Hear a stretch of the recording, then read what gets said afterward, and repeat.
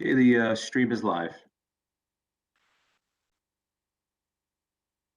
So, good morning. We have a quorum of members present this morning, and the New York City Board of Correction, March 8th, 2022 meeting is now in session. Our first order of business is to vote on the draft minutes from the February 8th, 2022 board meeting, which board members have received. Will a board member move for a vote to approve the February 8th, 2022 minutes? Second. Does any member have any edits or comments to the minutes? Now I'll call for a vote to approve February 2022 minutes. Wonderful, minutes are approved.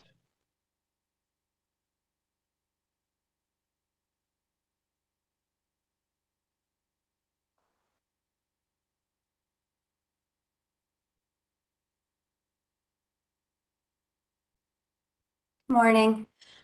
We have several updates this morning and a pretty packed agenda, so I'll try and get through them quickly. As of March 4th, the jail census was 5,691 people. The population has increased slightly over the past few weeks. As of March 1st, the total number of people in restrictive housing was 244. CHS has administered at least one vaccination dose to 4,915 people between January 7th and March 1st this year. As of March 1st, 47.8% of the jail population had received one vaccination dose, 40.2% of the jail population had been fully vaccinated, and 48.4% of those in custody and eligible had received a booster. COVID cases among people in custody continue to fall. As of March 1st, CHS reported that there was one patient with an active COVID infection, and 1,052 people in jail who have ever been confirmed to have COVID while they were in custody. There were an average of 4 people in custody with an active COVID infection during the most recent week, down from an average of 8 people in the prior week. New COVID cases among staff either fell or held steady. There were 2 new COVID cases among DOC staff, down from 3 in the prior week.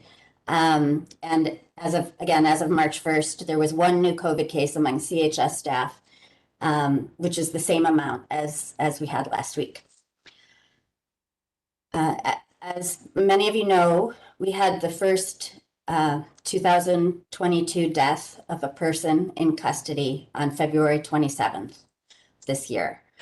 Mr. Tarr's Youngblood died after being found mid-morning in the day room of Housing Area 9A, a general population area in Grvc. He was pronounced deceased at Elmhurst Hospital. Mr. Youngblood was pre-trial and had been admitted to jail in September of 2021. He leaves behind his domestic partner, their 3 children, his stepmother, his mother, his stepsister, and other relatives. The death is under investigation by the department's investigation division, by the board, and we've confirmed with the New York Attorney General that she has also opened an investigation into Mr. Youngblood's death. Next, the board expresses condolences for the deaths of 2 department staff this month. Larry Davis Jr., a former chief of department, and also Correction Officer Alex Cormier. At our last meeting, COBRA Representative Ashaki Antoine raised 4 issues in her comments, and we want to address them briefly because we did follow up with the department.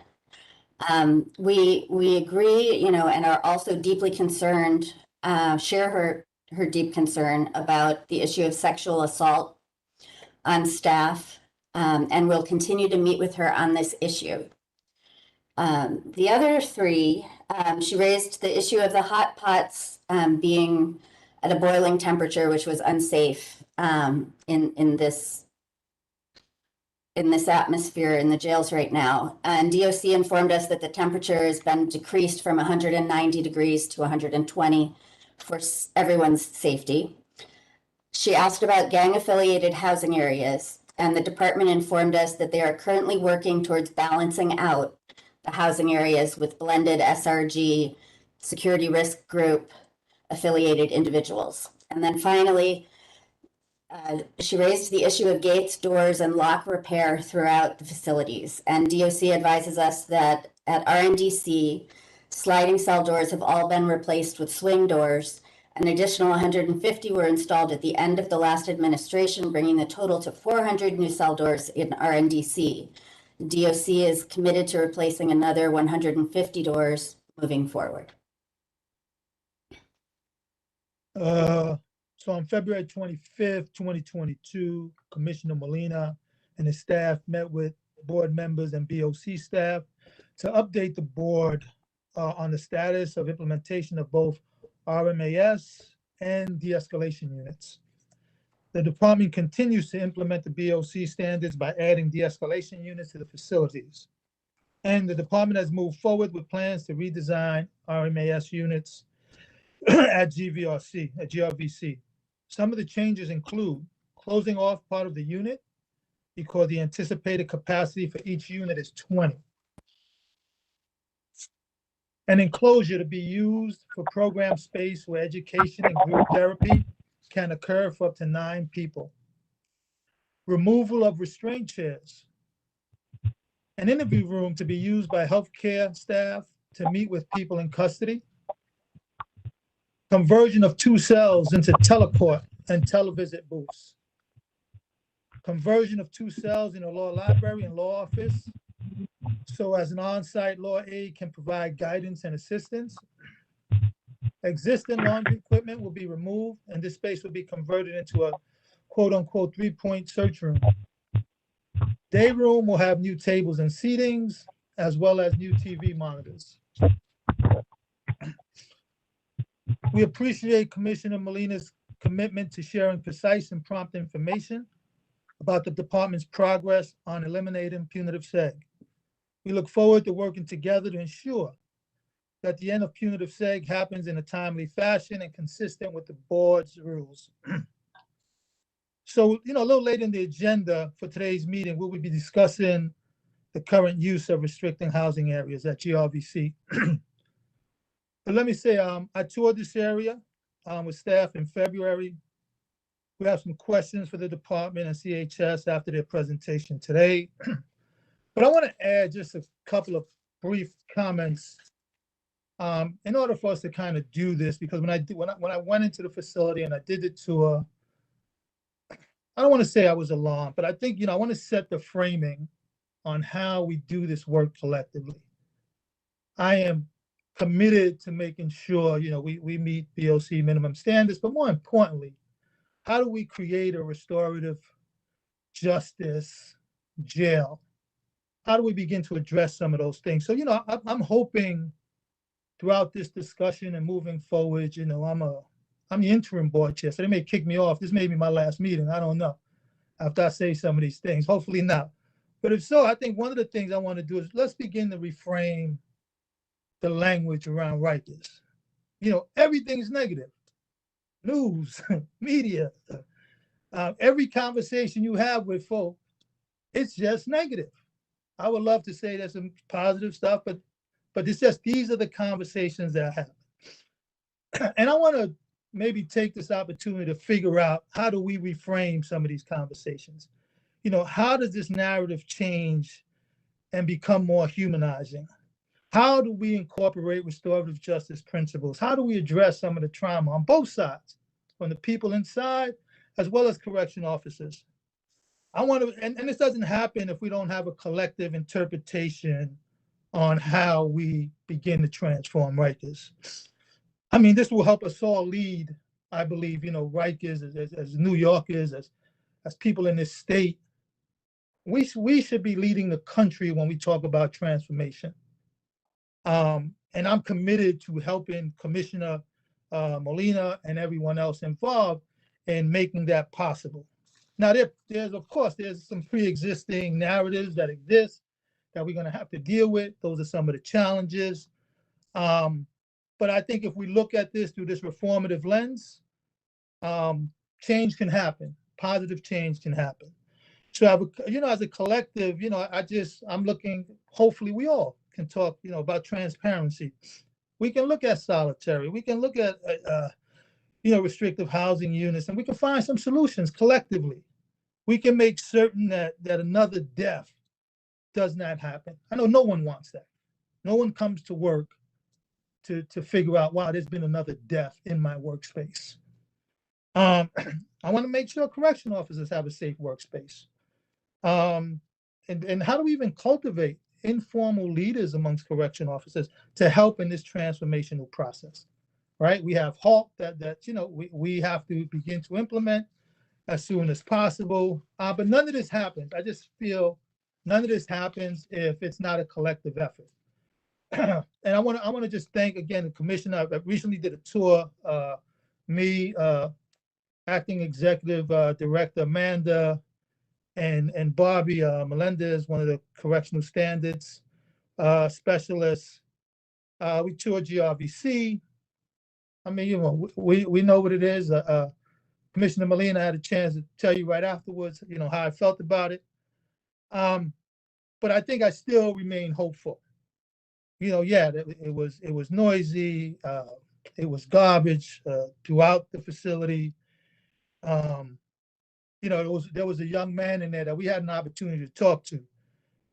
And, it was obvious through his mental health challenges that, he wasn't supposed to be in that unit. He should have been, definitely in a unit more around, RHU. He should have been there looking for some mental health as opposed to being confined in ESH.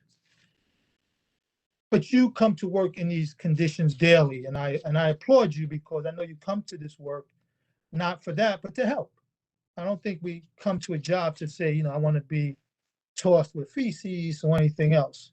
So I want to figure out, my personal challenge, and I hope that the board is with us on how do we make certain we all work together collectively to not only transform Rikers, but to make it one of the most restorative justice places in the country where we're really changing lives and restoring hope for many of the young people that are in RNDC and throughout the facility. And then finally, I just want to encourage all stakeholders, friends, family, members of custody, staff, advocates, the public.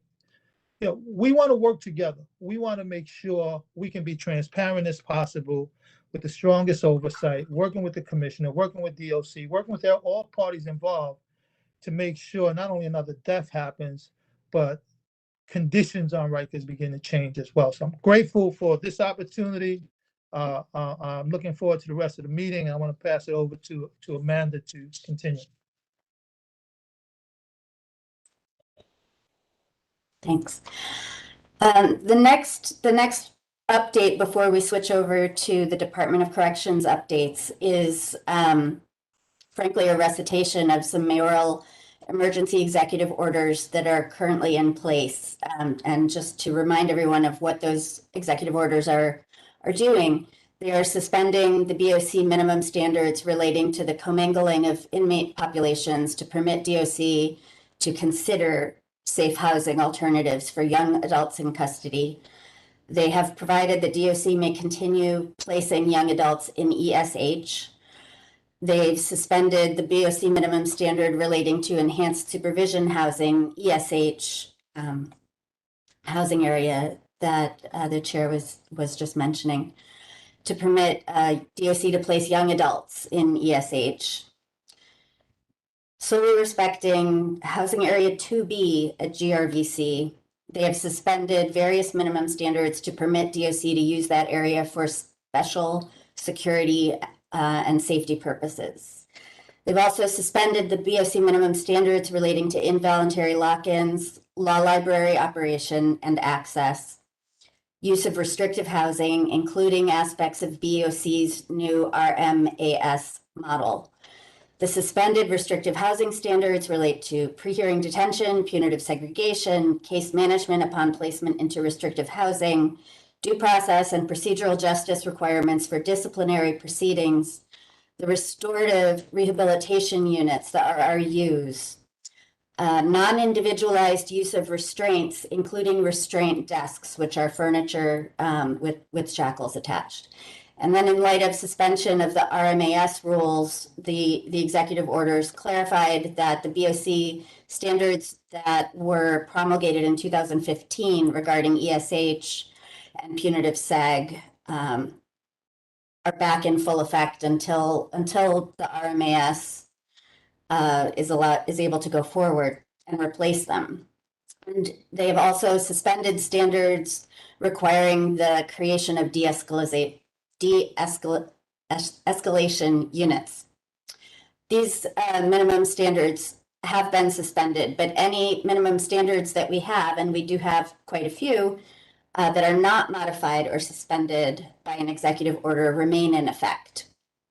In order for us to assess department performance under the board's charter authority and the responsibility to do so, and in order to assess when the state of emergency will be resolved, and because the staffing crisis affects compliance with our minimum standards across the board has requested from DOC certain staffing data, and we look forward to production of that data. Thank you, Amanda. Welcome, Commissioner Molina, DOC staff. We have asked the department to discuss the RMAS plans in more detail today, including specifically how the department will comply with HALT Act that in April, how it will report on progress to the board, training of RMAS staff, and how the department will ensure that people get the lockout time that they are due and access to programs. Commissioner, I respectfully turn it over to you.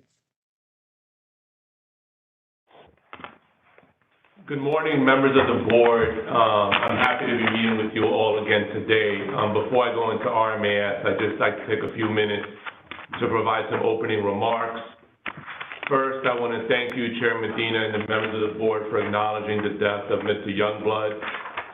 Any death in custody is one too many, and my deepest sympathy goes out to his loved ones.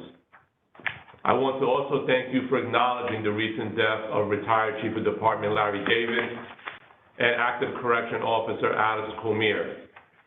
My deepest condolences go out to their families and colleagues. 67 days into the job, and since we've had our last meeting, I've been working diligently to follow through on the reform I have been communicating with this body that I think we all agree is long overdue. A vision for a jail system that keeps the people of this city and those placed in our custody safe, and providing those in custody access to program and education services to enhance their rehabilitation based on a foundation of restorative justice principles, like Chair Medina referenced in his opening remarks this morning. Recently, the Department of Education Chancellor David Banks joined me on a tour of the East River Academy schools at RNDC and at Rose M. Singer to discuss how to strengthen our partnership so we can enhance educational opportunities for our students. This tour for me signifies a renewed commitment to educational access within our jails, which is proven historically to reduce recidivism and better people's lives. Since our last public meeting, we've implemented one more schoolhouse and continue to grow the Credible Messenger program at RNDC with the assistance of our contract partners. We've also expanded our partnership with faith-based organizations to help young people foster a deeper connection to their faith and their values. These measures and others in the works will help bring violence numbers down and provide pathways to success for young people when they re-enter our communities. With COVID positivity rates at the lowest they have been since prior to the Omnicron surge, we will continue to bring more services back online for everyone in a safe, gradual manner. We are working closely with health partners to safely resume more diverse congregate services in the coming weeks. We continue to make progress in bringing staff back to work, with over 13 staff having returned since the start of this year. While these numbers are encouraging, we're still not where we want to be. We continue to engage with staff who are unavailable to work and support those who have returned, as this approach has proven successful thus far. Since last month's meeting, I'm proud to announce that we have opened up yet another de-escalation unit. The unit opened at RNDC last week on March 3rd. With that, we now operate 3 de-escalation units in 3 facilities and hope to open additional units in the coming weeks. I'm committed to pushing these efforts forward as they enable staff to better manage difficult situations within the facilities. We will continue to keep the board and the public informed on our progress with de-escalation unit implementation. My team continues to work diligently toward the implementation of the board's restrictive housing rule, which we will fully implement the risk management accountability system. Our commitment to full implementation by July 1st of this year remains firm. Though this date is later than many had hoped for, I am confident that our new vision for the risk management accountability system and the reforms we are pushing together will serve as a model for restorative housing across the country. I recognize the years of work that the board, community advocates, city elected officials, and other criminal justice stakeholders have put into this endeavor, and I am honored and proud to be spearheading these efforts to operationalize new reformed restrictive housing in New York City jails. I look forward to detailing our vision of RMAS to the board and the public today with my team as we move into the agenda. But before we get there, I want to acknowledge the growing concern that has been expressed over the increasing violence in New York City jails.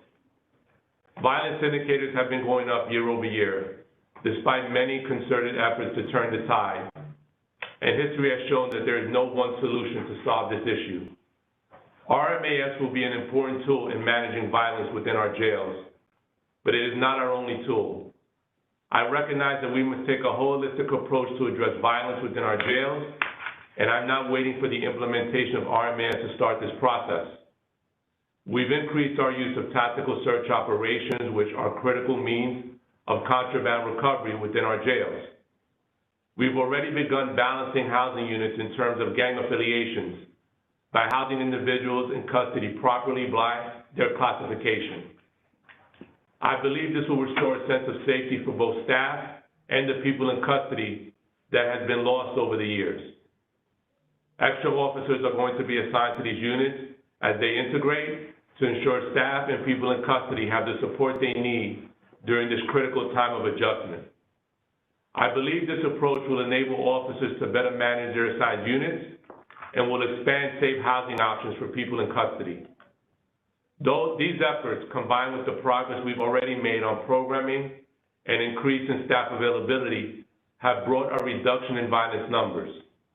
Since last year at this time, assaults on uniformed staff are down 25%, and assaults on non-uniformed staff are down 45%.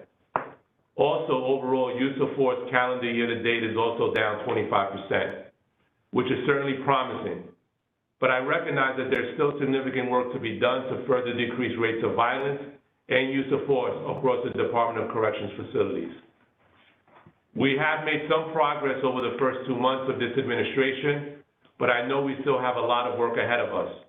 My team and I look forward to answering your questions and discussing these subjects in greater detail as we move through today's agenda.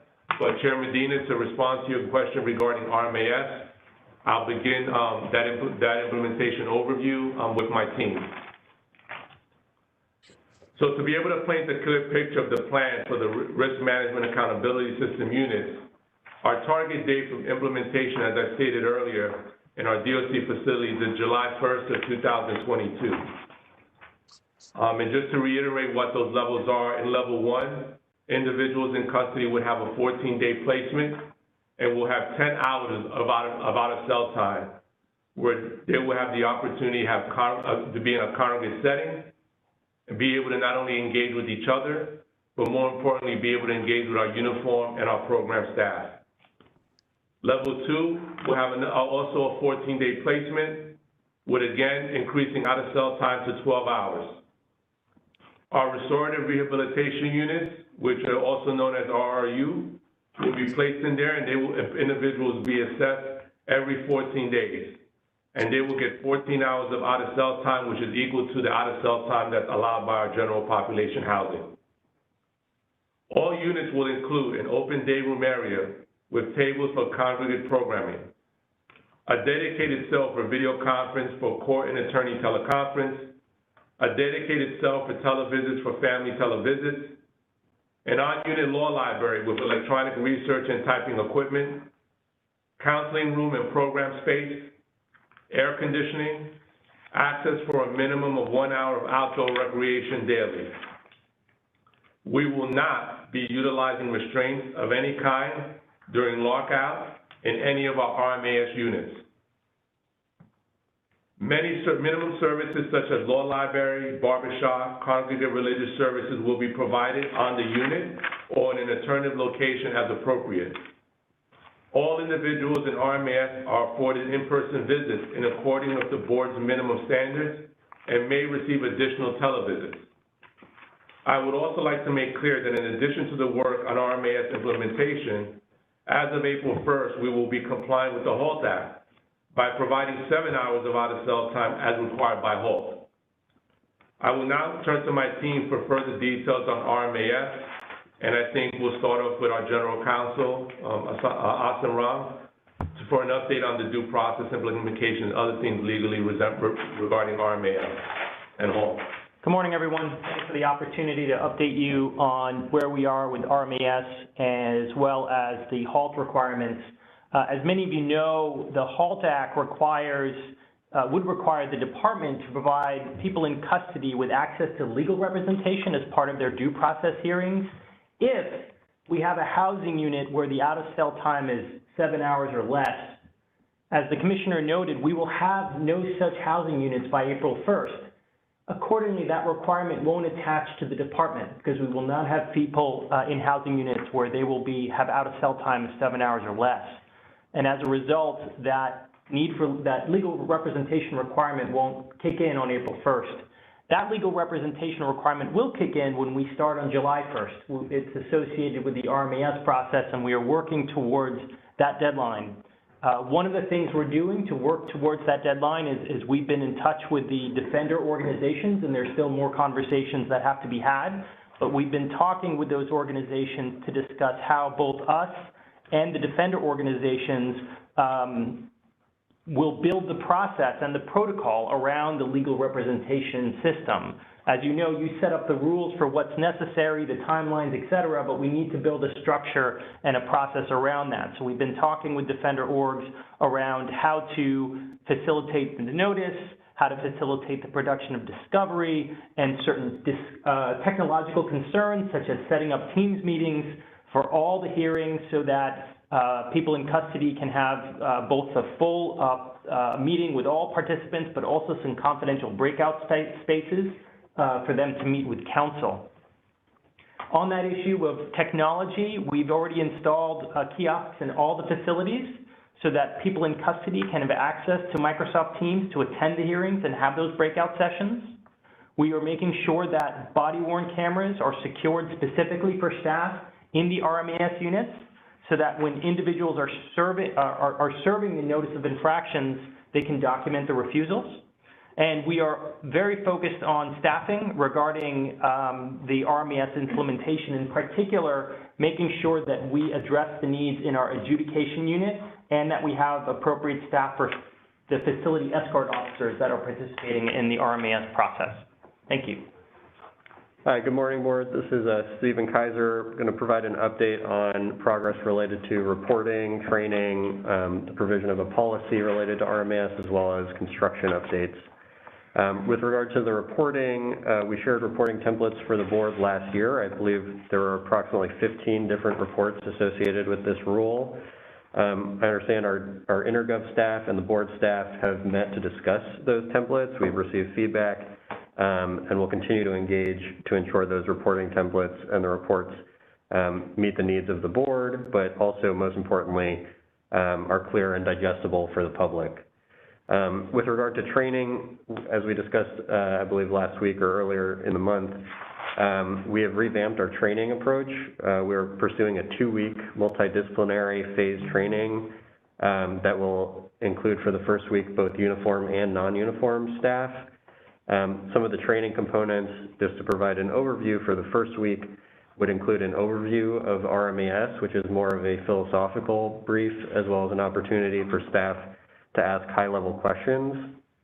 We'll also review RMAS programs with staff, so all staff in the unit are familiar with programs and the programmatic approach within RMAS. We'll do a detailed dive into the new RMAS policy and the specific requirements, both related to the board's rule, but also in more detail as it pertains to DOC operations in the RMAS units.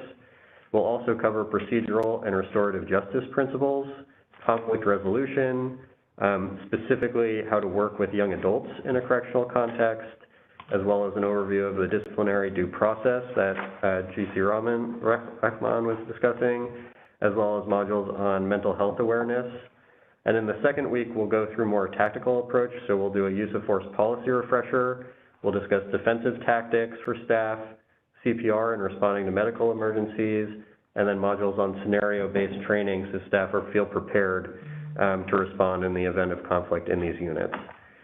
In December 2021, the department trained 81 uniform staff and 22 non-uniform staff, with an additional 7 uniform and 7 non-uniform staff completing partial trainings. There is also, in addition to these trainings I overviewed, a separate due process policy training for our adjudications division, which goes through the changes through the board's rules and the DOC policies related to due process. And most importantly, recently on Monday of this week, we resumed our training for staff. We're operating 2 classes across the 2 daytime tours with approximately 20 staff on each tour, so we'll be training approximately up to 40 staff per week. With regards to the policy, as noted previously, we reviewed and revised the draft RMAS policy based on the new vision of this administration. Some of the changes that were included were notably removing reference to individual day rooms or quads. We also are pursuing a unified leadership structure within RMAS to ensure operations run smoothly, and that is included as well in the policy. These changes began on February 18th, and yesterday we submitted a revised policy to the board for their review. With regards to construction, we've identified units for RMAS and RRU usage. We submitted the first batch of design plans to both the board and the SCOC, our state oversight body, on February 18th. The remaining plans were submitted to the SCOC and the board last Thursday on March 3rd.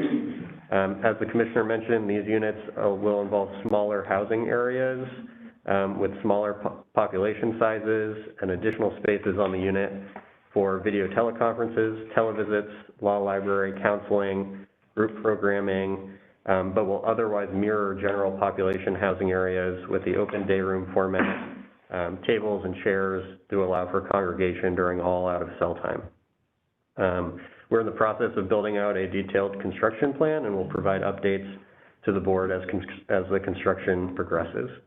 And with that, I'll turn it over to DC Torres and ED McCarty to provide an update on programming. Good morning, everybody. In addition to the provision of minimum services, such as the commissioner mentioned, all individuals in RMAS will receive a minimum of 5 hours of programming and or counseling services daily.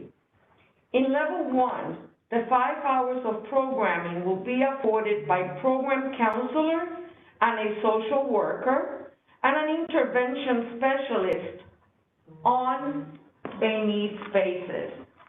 In level 2, the 5 hours of programming will be afforded by a program counselor, social worker, community provider, arts coordinator, and recreation director. Programming in RRU will mirror that of level 2. The goal here is to support individuals as they transition out of RMAS and back into GP. Thank you.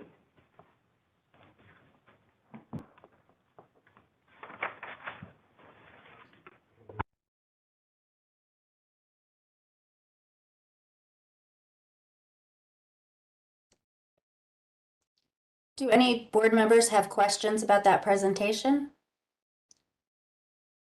Bobby?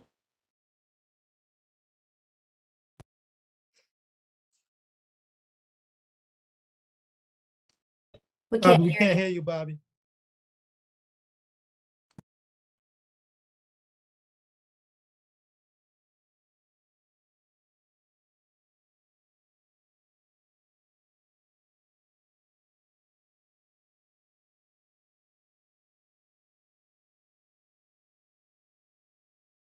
Bobby, we're not hearing you. Maybe we'll move to someone else into Felipe. Hi, Commissioner Molina. Hi, staff at the Department of Corrections. Hi, public at large. Commissioner Molina, you mentioned the visit by the Chancellor, and thank you for the opportunity to be part of that tour. I was impressed by you and the Chancellor's ability to connect on behalf of young adults and improving education at Rikers. Could you talk a little bit more about what plans you have in mind regarding education? Or you're beginning to talk to the Department of Education? Yeah, good morning, and it was great to have you on that tour with us with the Chancellor. So a couple of things that we briefly spoke about during the tour that we begin to try to operationalize is, one is we're looking at changing the uniforms that are used by our students so that they can feel like they're in a button shirt, they have regular slacks, belts and things of that nature, so that we can, and different changing of clothing for different activities, whether it's going to school, going out to gym, or being in their housing unit. The other thing that I've begun to talk about with my team and look forward to reporting more as we're able to operationalize this is really providing the students with access to additional technologies in addition to the tablet. So what we're looking at is working with the DOE to get traditional laptops for the students, to provide them access to be able to do research regarding their studies, access specific websites with our IT department to make sure that we can do all that in a safe environment. So our Deputy Commissioner of Information Technology and our Deputy Commissioner Torres and her team, they're all working to sort of try to deliver that as well. The other thing that we're also considering and talking about is how do we encourage those students that are not in our schoolhouses but have a little bit more inconsistency in their attendance at school, and trying to identify other organizations that will meet our legal requirement to provide access to education for these emerging adults, but in a way that doesn't disturb it for those students that are in our schoolhouse. So I think those are the broad strokes of some of the things that we want to be able to do for our students. And I don't know if DC Torres, if I missed anything. No? Hopefully that answers your question. See, that's very helpful. Thank you, Commissioner Molina. And also at the previous hearing, you were very clear about your intent to have a separate housing for young adults. I know that you have made that a priority to meet their developmental needs. And I have to admit that I'm confused or taken back by the executive order that actually allows, requested by you and the mayor, that allows the commingling of young adults with adults.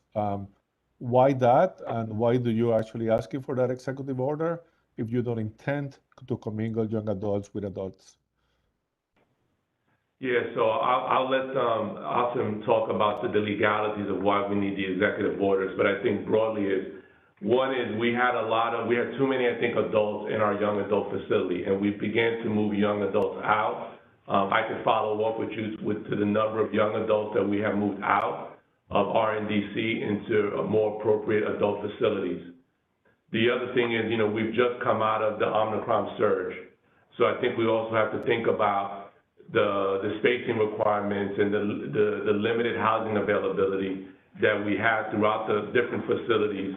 in order to not only accommodate those that are in custody, but also trying to manage and make sure that we didn't have the Omnicron Surge outbreak even worse than it had been. Yes. So I think those executive orders allow for us to have a level of flexibility that we need. Despite that, it's an evolving situation, and you do have my commitment that I believe that we do need RNDC to be a dedicated young adult facility. We recently even had the opportunity to open up our Peace Center, which had been closed for some time. So I think that speaks to our commitment to having a facility that revolves around the needs of emerging adults. But Asim, I don't know if I missed anything from a legal standpoint. No, you didn't. Thank you, Commissioner. Are there any young adults commingled today with adults?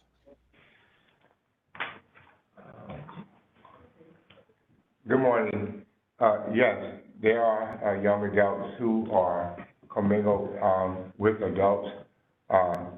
As we have previously stated during our hearing, commingling is a tool that we utilize. It requires the chief of department authorization for young adults to be commingled, and we use it only when basically necessary. It is not a tool that we have that we use and abuse. It is utilized when we have exhausted many options to house young adults safely in young adult settings, whereas they continue to pose a challenge more for the safety of the young adult and other persons in custody. We resort to authorization for commingling. It would be good to get the report of the number of young adults that are commingling. And there's a history, Commissioner Molina, of using commingling as an intimidation tactic. So I hope that's not the case now. No. And we'll get you those numbers. Bobby? Yes, thank you. Everybody can hear me now? Yep. Yes, I apologize for the technical delay. Thank you, Commissioner, and your staff for presenting to us. I have a few questions and some comments. I just want to say that the department has failed to provide us with the information necessary for us to understand the staffing issues in the jail. We have asked for this information repeatedly. I asked it from you directly. Freya asked it from you directly. We last meeting that we had with RMAS, I asked you, and initially the position was that we will not talk to you about this anymore. And then after a muted conversation, the general counsel was asked to speak with our staff. We have talked to him, and we have received nothing. And there will be not another board meeting until May. I think we do not understand how you are going to open RMAS on July 1st because we don't understand what your staffing is. We do not understand why there is an emergency executive order based upon your lack of staffing. And this says that you say that you cannot provide recreation, you cannot provide adequate visits, you cannot provide medical care, and you cannot provide mental health care. And the board should have received before today all the information that we have requested and required to understand how many staff are coming in, how many staff are not coming in, and how many staff are available to work. I am very disappointed that the department has taken this position that we don't count, and I hope that you can rectify it as soon as possible. Sorry to begin with such a pleasant statement, but it's very important to the board for us to be able to get the information we need to evaluate what the department is doing. You continuously ask for emergency executive orders because you don't have enough staff to do the fundamental work of caring for people in the jails. And yet you say you have the staff. Something is wrong. Something is very wrong here. And I hope that, within the next day or two, you will provide us with all the information that we have requested so we can understand that situation. We don't have a public meeting until next May. and I wish we could have talked about it today, but I hope we get the information from you and can understand why you are continuing to issue emergency executive orders week after week because you do not have staffing. I'd like to also comment. Can I respond to that, Dr. Oh, Cohen? of course. Please. So Yes. first, I want to say that I view the board and its members and its staff as a critical partner in being able to turn around this department. And I don't think we're going to be able to turn around this department without you as a critical partner. And I just want to remind the board and the public that today is only my 67th day in this position. And the last time we discussed the staffing information, I just wanted time to sort of process and go through the thought work. And I think you and I are principally aligned in wanting to provide the board with information so that you can do proper oversight. And our general counsel has met with the acting executive director of the Board of Corrections. Asim, I'll let you speak on that more broadly. Yeah, Dr. Cohen, thanks for raising the point. We appreciate the frustration and know that that request for staffing data has been longstanding. At the same time, it did raise some concerns on our end that we have been working through. I had the opportunity to speak yesterday with the interim executive director to explain that we understand the board's authority. We're willing to provide staffing information that allows the board to understand how many individuals we have on staff, who's available to work.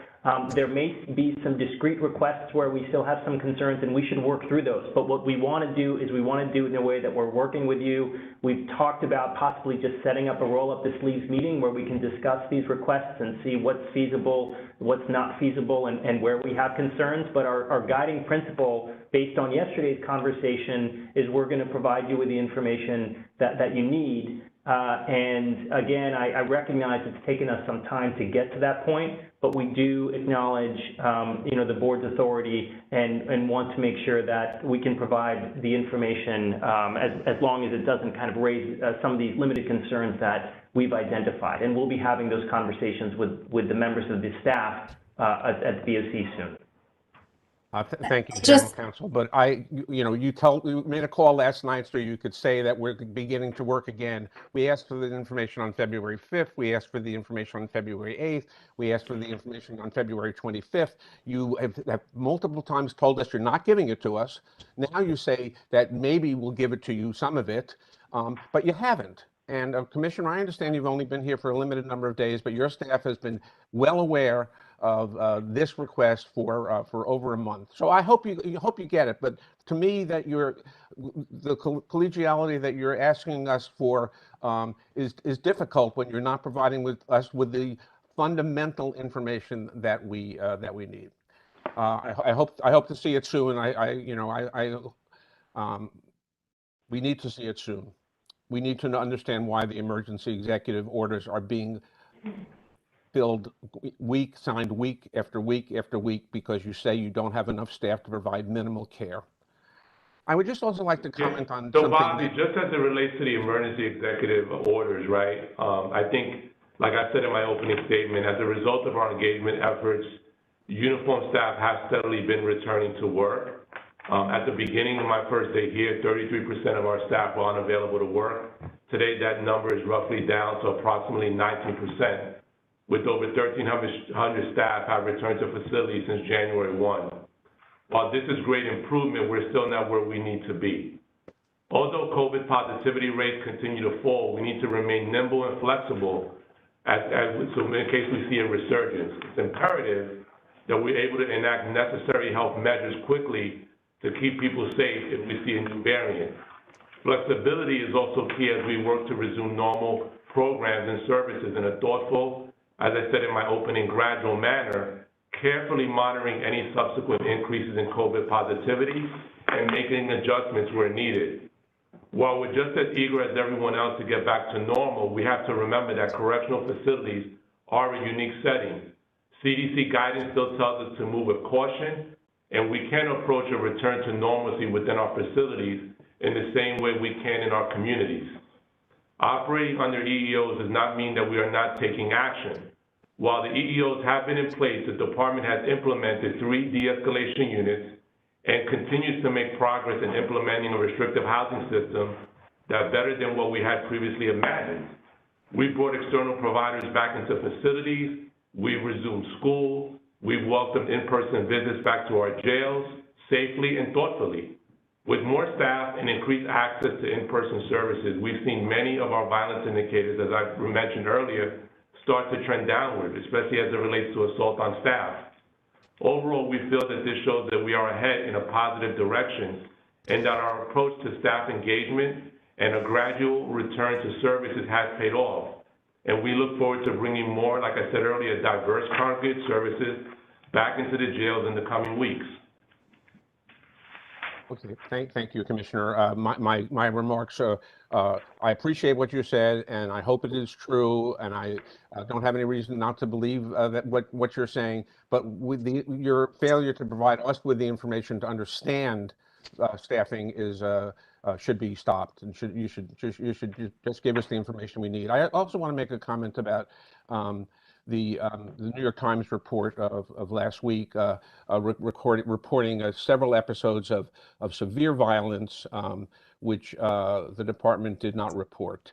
And I would preface that by saying that we are supposed to hear from the department immediately. The executive director should be contacted when there's a death in the facility, and 24 hours passed before we heard about the death of Mr. Youngblood last week, and therefore we were not able to get critical information that we need. Our staff went out there as soon as we heard about it, but that was 24 hours later, and we couldn't look at, a lot of information was removed. Hopefully we'll get it back soon. And as you know, the people living in that housing area refuse to talk to provide any information. But back to the failure to notify for very serious, very serious life-threatening injuries. This is not a new policy of the department. I don't know if it's a policy. It's not a new practice of the department. We have seen it many times before. One of the suicides last year, you discharged from the not you, but the department discharged the person to Elmhurst and never told us that he had attempted suicide. Never told us the serious injury. Never told us that he was unconscious. But when you responded to the Times article generically, you said that we need to improve our data systems. And I would like to just say that I'm sure you can improve your data systems, but a data system didn't fail to provide the necessary information to the medical staff and to the board about those very, very serious injuries. There were staff of yours who refused, who failed to let us know, and that very serious injuries had occurred. One resulting in someone who was in coma for months and will never be functional again. But it wasn't there wasn't a data system failure. It was a number of people who took it upon themselves not to report this information and to cover it up. And I would like to ask you now, what has the department done in response to the 2 cases raised by the Times last week regarding the officers who did not report these serious injuries as they were supposed to?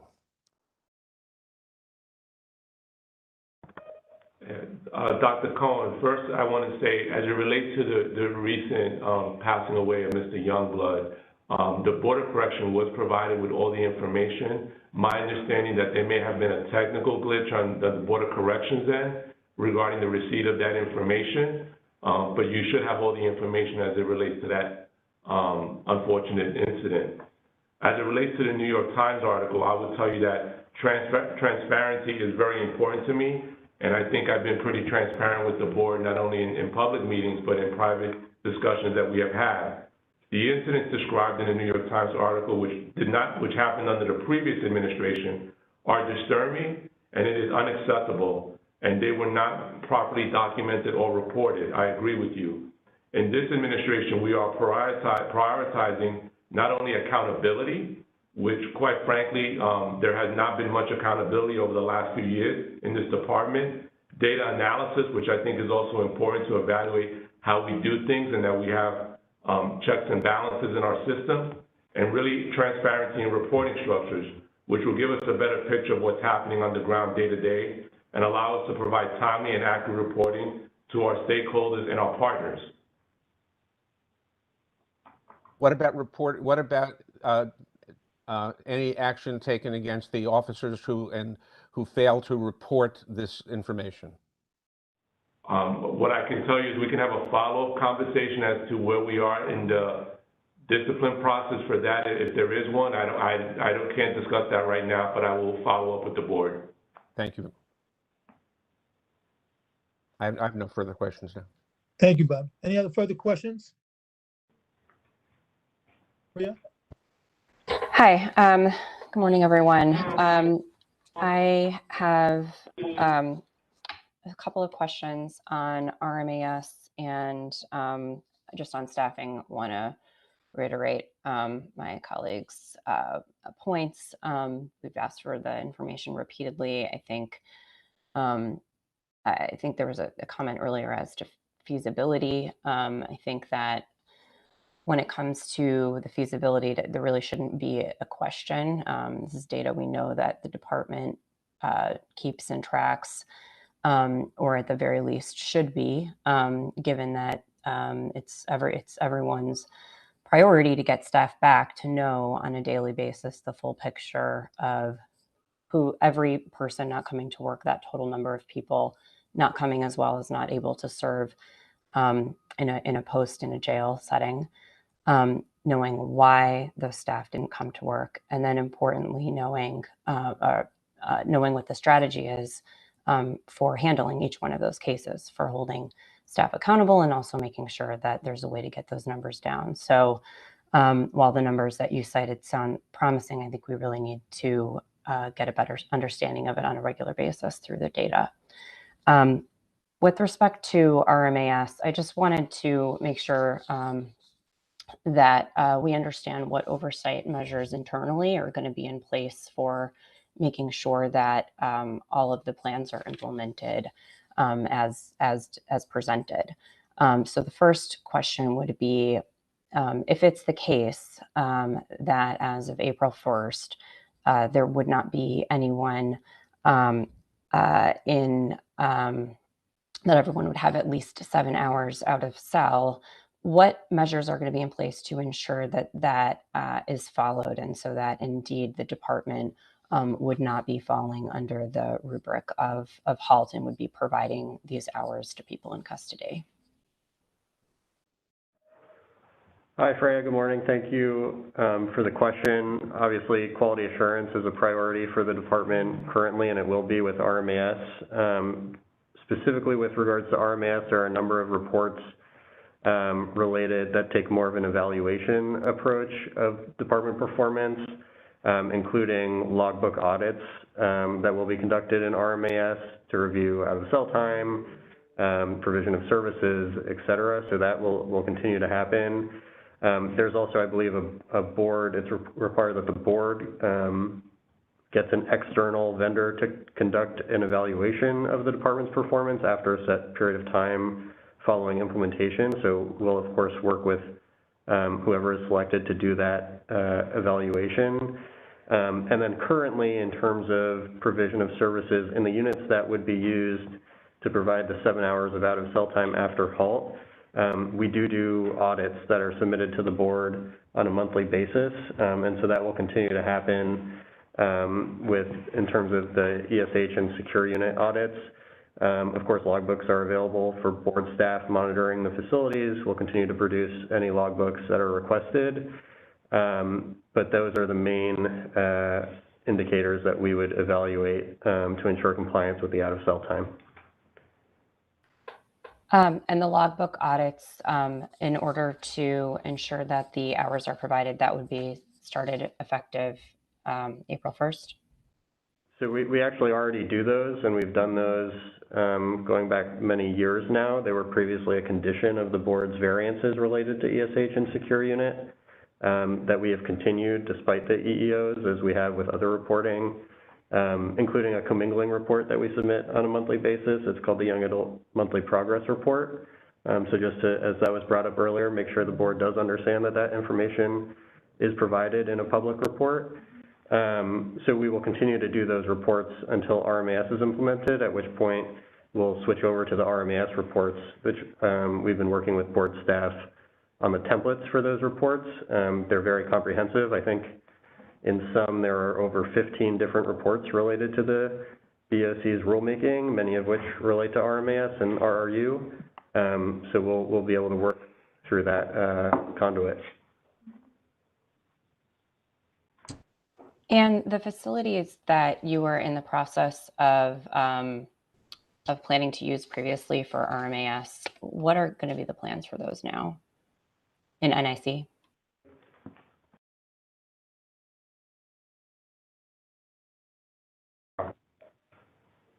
Yes, good morning, Fred.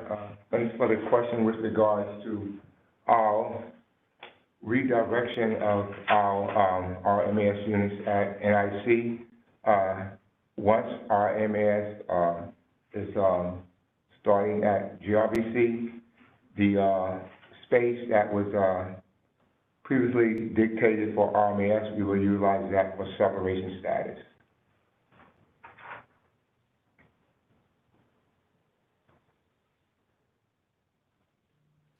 All right, thank you.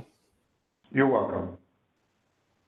I have one follow-up question, sort of piggybacking on one of the questions that Freya just asked.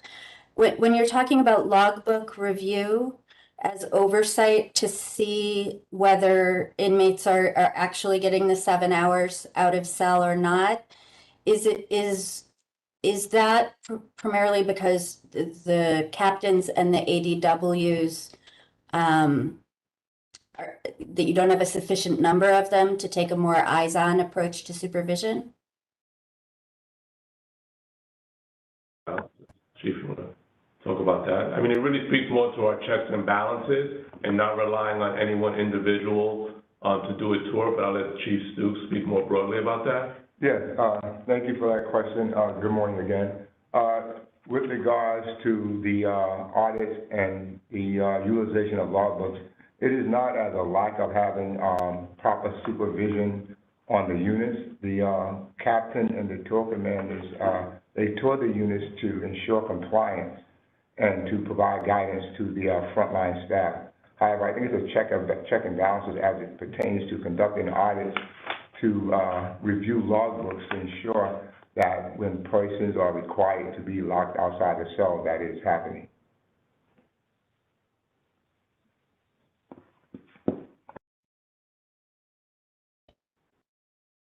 Oops, Bobby?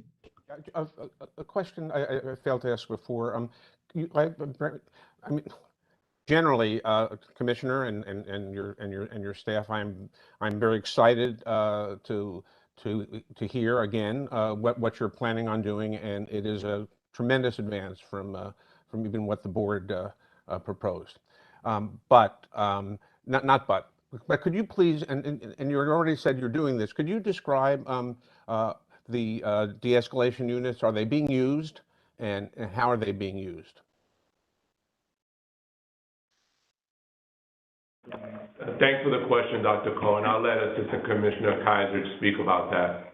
Yeah, thank you for the question. So just to provide more of an overview, the first de-escalation unit was opened at the Rose M. Singer Center on January 24th. To date, there have been 32 placements at the women's facility. OBCC's de-escalation unit opened a week later on February 1st.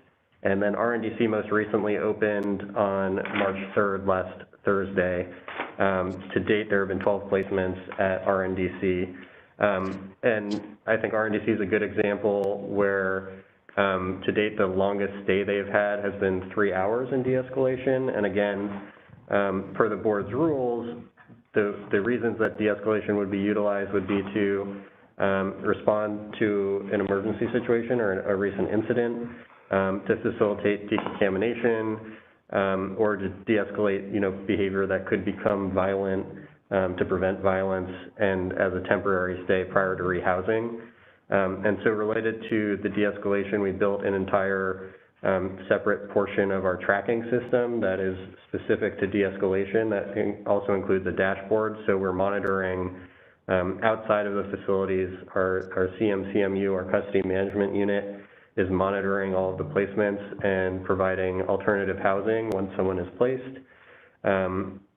All of the placements are also automatically generate a notification that goes to CHS to let them know that someone is placed and where they've been placed. And then it's also, as I mentioned, recorded in the tracking system, which is, and I think a daily download is provided to the board. And these units are coded as de-escalation, so the board could identify all of the placements in relative real time as well. But to date, they've worked well. They've served their purpose. Of course, with each of these, it's a learning curve for staff, and we work with the staff, provide guides for staff, both for the electronic component, but also the compliance with the policy and the management of these units. I think there's been tremendous buy-in from staff to date that have really led to the success in these units. And then likewise, we're also pursuing some construction changes that we identified as we rolled these out that will facilitate, the process and make it easier for staff in these units as well. So we're working to complete the construction as well as make sure the staffing is in place and that everyone feels prepared to move forward as we open these units in the rest of the facilities. Thank you. Board have any more questions? Okay, Amanda? Thank you. We've kind of melded a couple of the topics on the agenda into each other. So I'll just say on the staffing issue that I do appreciate the call last night and look forward to, right after this meeting, hopefully talking to Awesome and moving this along, because it is a February 1st request. But I'm glad to hear that there's been a change of thinking on how to approach our request, because it is very important for us to understand the staffing issues.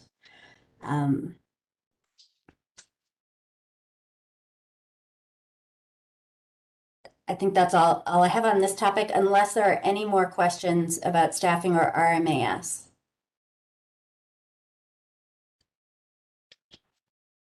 Okay, next topic is in-prison visits.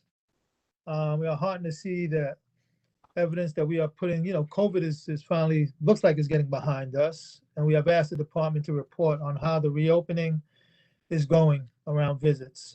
We also have continuing concerns about complaints regarding difficulty scheduling with televisits. So let me turn it over to you, Commissioner Molina, and your team. Good morning. Thank you. I mean, we were also excited to start visits on February 9th. Ali Robertson has been overseeing the operationalizing of bringing visits back. So she's going to be speaking to how we've been doing on our visits. Good morning. My name is Ali Robertson. I'm a director here in the Intergov Affairs Unit. Nice to see you all this morning. As you know, we resumed in-person visits on February 9th after having suspended them in late December due to the Omicron surge.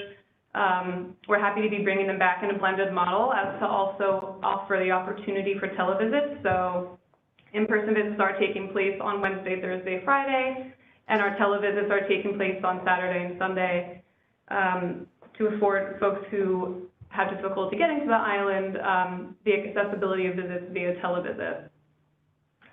We, thus far, I'll get you some numbers. Since we've brought back in-person visits, we brought them back with a vaccine requirement and with a rapid testing requirement per the guidance of New York City policy, the CDC, and our partners at DOH. We rapid tested in the month of February over 1,200 individuals, and none of those individuals tested positive, so there was no barrier there to a visit. At this point, in line with New York City guidance and the recent changes regarding vaccines, we will be lifting the vaccine requirement for visitors, so we're happy to remove that as we understand that was a barrier for some folks, and we will continue the rapid testing requirement until we hear otherwise from our partners at the Department of Health.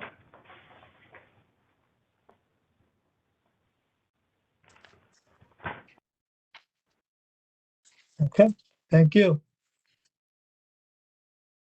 Next topic is restrictive housing at GRVC.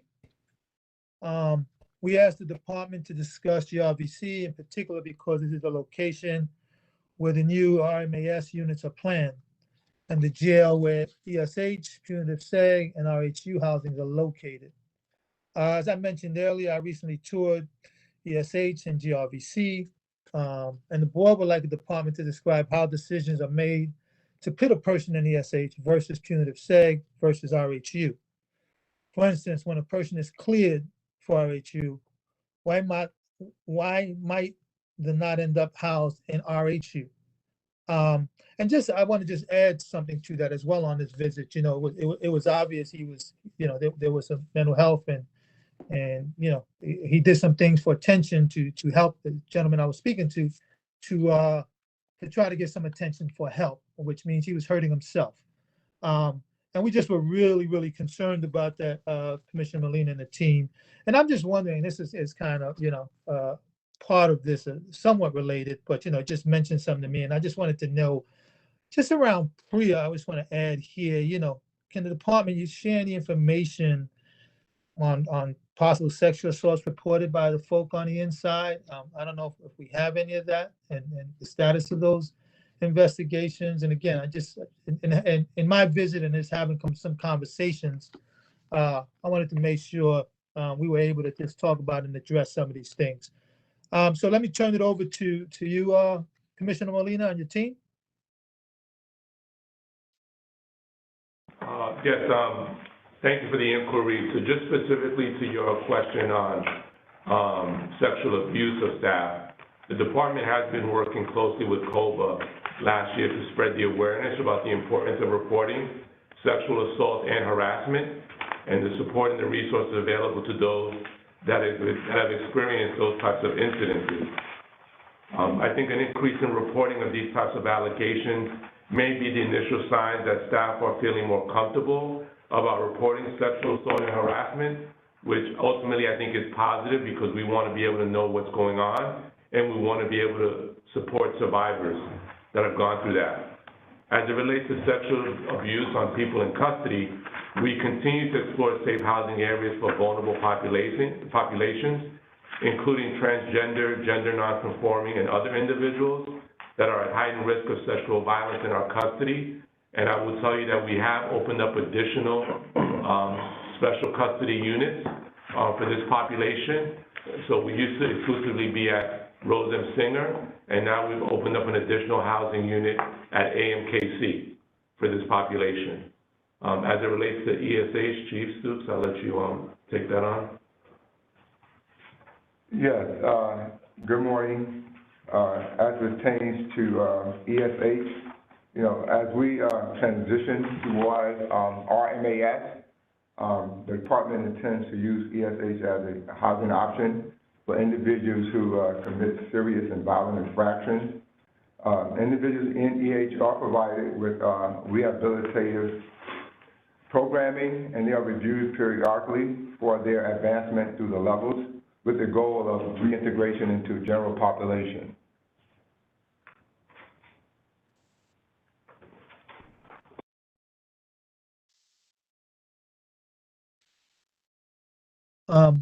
Okay, thank you. Any board members have any questions? Bobby? Two questions. I understand that because of the executive orders, EHS for young adults, EHS 1 for young adults has been reestablished. Where is that located, and are these young adults being placed in restraints? Also, in general, how many people are being, in particular, how many people are in restraints right now? And a separate question, up through a couple of years ago, the board received regular reports from the department regarding sexual assaults, and as part of the our PREA rule. We have not, I believe we have not, I don't know, we've not published anything for 2 years. I don't know if we're receiving them or not. Are you providing these reports to us now? They were very helpful in the past to understand how these issues were being addressed by the department. Yeah, I mean, we've been sending those reports to the board, is my understanding. We haven't stopped doing that. We can follow up with Amanda offline to make sure that that is the case. Okay. Yes. And I'll let Assistant Commissioner Kaiser just talk about your earlier question regarding young adults and ESH. Thank you, Commissioner. Yeah, so just to clarify, there is no young adult ESH level 1. That is, not accurate. The department has not been utilizing restraint desks for young adults in ESH for well over a year at this point. And in terms of the use for adults, it's limited. I believe there are only 2 housing areas in the entire department for ESH level 1, but I'll turn it over to Chief Stukes. Yes, good morning. Thanks for that question, Bobby. As it pertains to ESH level 1 for young adults, there are 2 units, which is at GRVC, building 15A and 15B. Those units comprise of alternative lockout schedules, whereas the maximum capacity on each unit is 24. There will be 12 on each tier. That's the upper tier and the lower tier. And those are the only 2 units where members, persons in custody in ESH level 1, we utilize the programming desk. And how many people are there now, Chief Stukes? As of our 5 a.m. Census on yesterday, there were 24 persons in custody on each unit. So 48 people. 48 total, yes. 48 getting restrained. They would only be placed in restraint when they are afforded lockout and they choose to participate in lockout outside the confinements of their cells. That is correct. Thank you. You're welcome. Do you have any other questions? Staff have some questions about the ESH in particular, wondering, one, whether there is any plan to remove the, for lack of a better word, cages. They're metal with plexiglass layers in the middle of the congregate area in the ESH, so that in the congregate area, people are separated from each other, and it also creates a safety hazard because the top of the cage is close to the mezzanine on the 2nd floor. The other question was about the rates of overdoses at GRVC in restrictive housing areas. And the third question was about the number of fires that have happened in GRVC lately and what's being done to prevent them.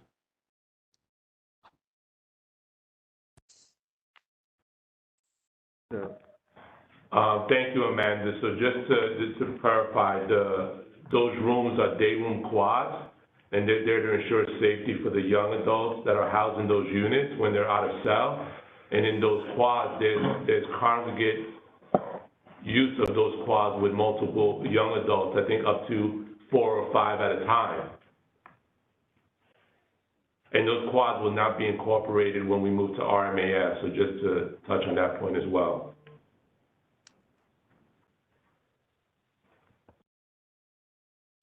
Commissioner, let me just comment real quickly. Again, that was one of the areas I toured, and not only am I concerned, you know, the officer said we should get rid of these cages / quads. So that doesn't only come from BOC. So, and I saw it, you know, they're small and the conditions are not the greatest. It seems like folk, again, are moving from one cell to another. So just glad to know that, you know, that won't be part of a future system.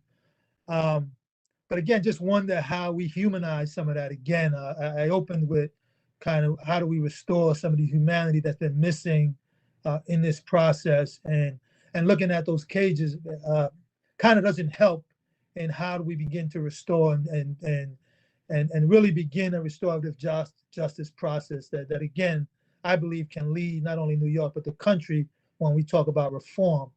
So I just wanted to add that because I know you're also very progressive, and just seeing that, I didn't see its purpose. Chairman, thank you for your remarks. I think you and I are in alignment on that issue. You know, it's about training, right? It's about shifting our workforce culture. It's about, quite frankly, moving away from a system of punishment that has long been a practice, right, throughout this country when it comes to managing jails and prisons.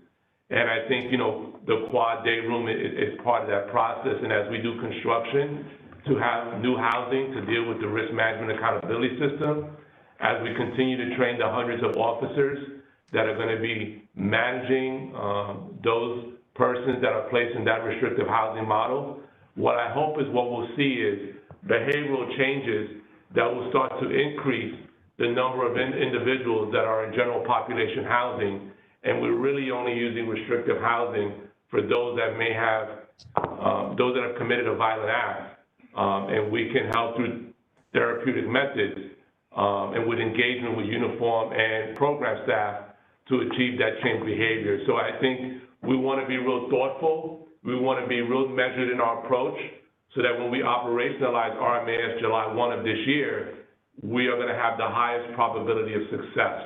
And if we try to piecemeal it together, we're liable to have the results that we've had in the past of things just falling apart on us. Thank you. I just wanted to redirect the staff question about fires and overdoses over to CHS, because I do believe that when those incidents happen, people in custody are brought to the attention of the health service. And could you tell us whether the statistics bear out? Has there been any increase in these activities at GRVC and AMKC?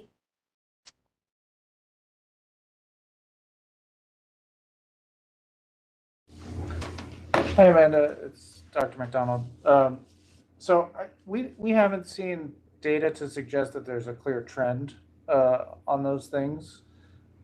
We do know over many years in the jail system that those are emergencies that were called to sporadically, or in the case of overdoses, fairly commonly over time. But we haven't seen overarching trends. The board may be aware that national data suggests that overdoses as a cause of mortality in jails has been rising over the last decade.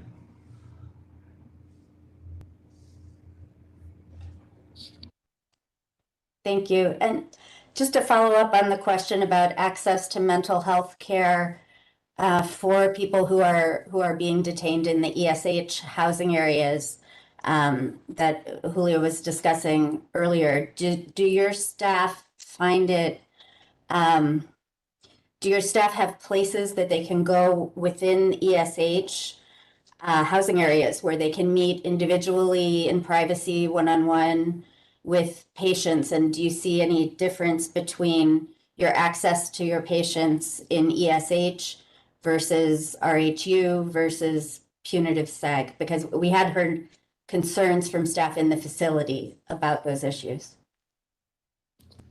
Good morning, Amanda. This is Carlos. So just to be clear, routine mental health services are provided in the main clinic For patients in the PACE units, we provide care inside the units, and sometimes when needed, we send services to a clinic located in 17th building. For patients in ESH, we do daily clinical rounds, and if a person needs to be extracted for services, then we'll make the request to DOC as needed. This, in terms of places inside a unit, there's only one ESH unit, which is 15A, 15B, that has a room inside a unit that we could potentially use when needed. But in most cases, we do safe-side evaluations.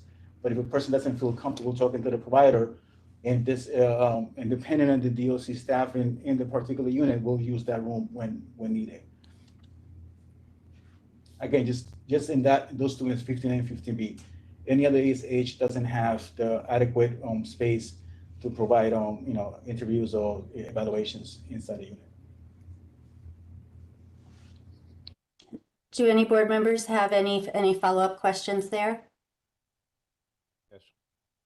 Bobby? I will follow up with CHS when we get to your section about some of these questions. But on the visit issue, can the department relate to us and the public who have the greatest concern any progress in using tablets for visits? It's my sense, and it's what we report that that visit adequacy is not quite at the level that we want, and it would be helped tremendously for tablets to be used for visits.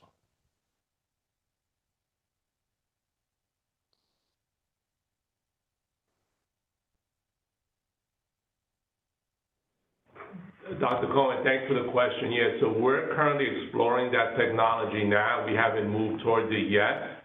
So we'll be reporting on that as soon as we get closer to sort of proposing that as an option for those that are in custody. Thank you.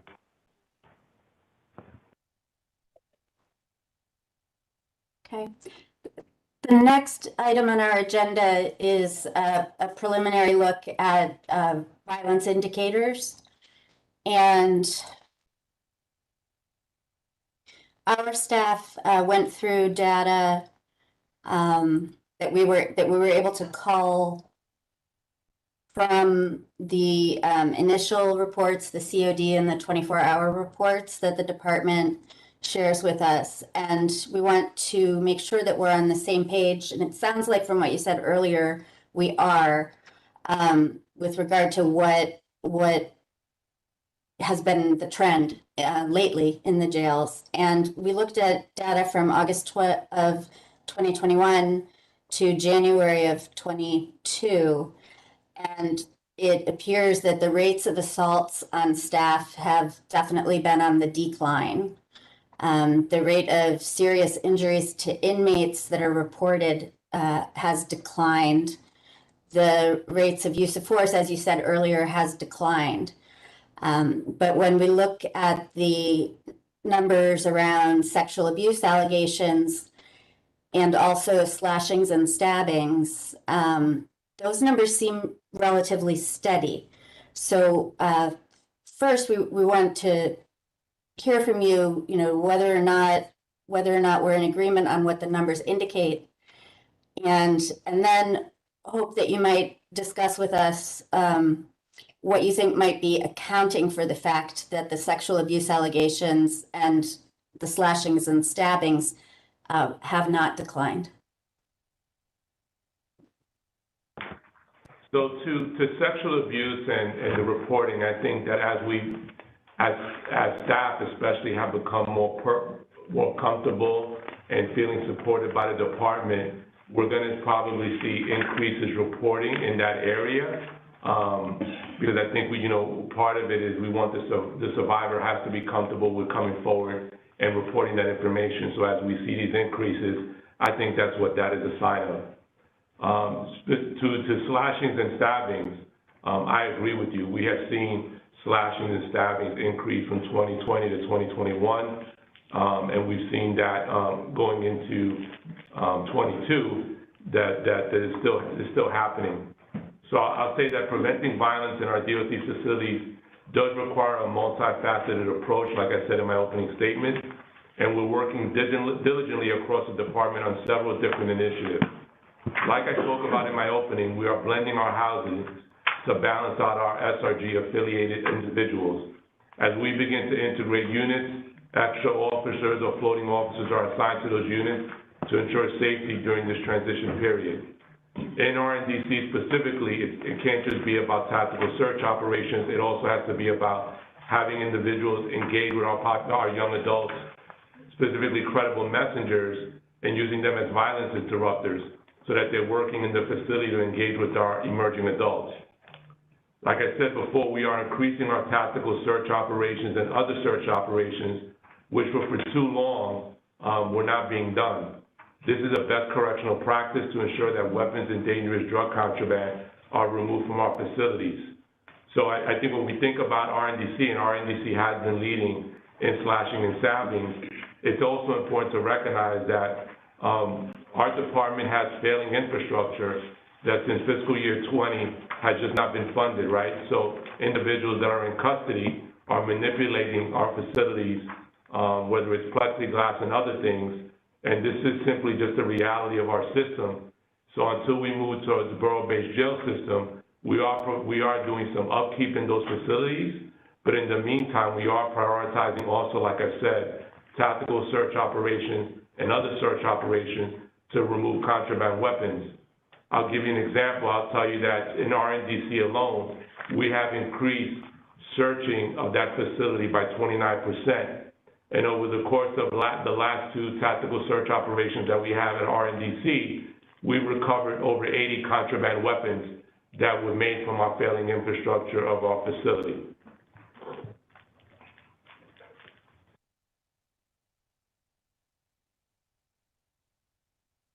Do board members have any follow-up questions about violence indicators and data?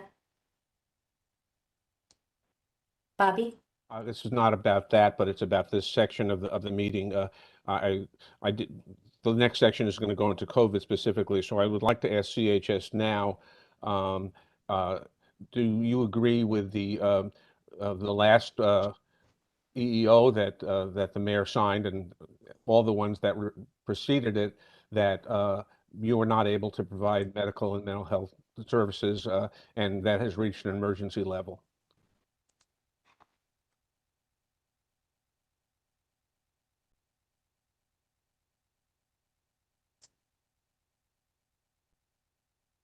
Hi, Bobby. It's Patsy. I'm not sure how to answer that question. We're not in a position to determine the level of urgency or emergency that the department is facing.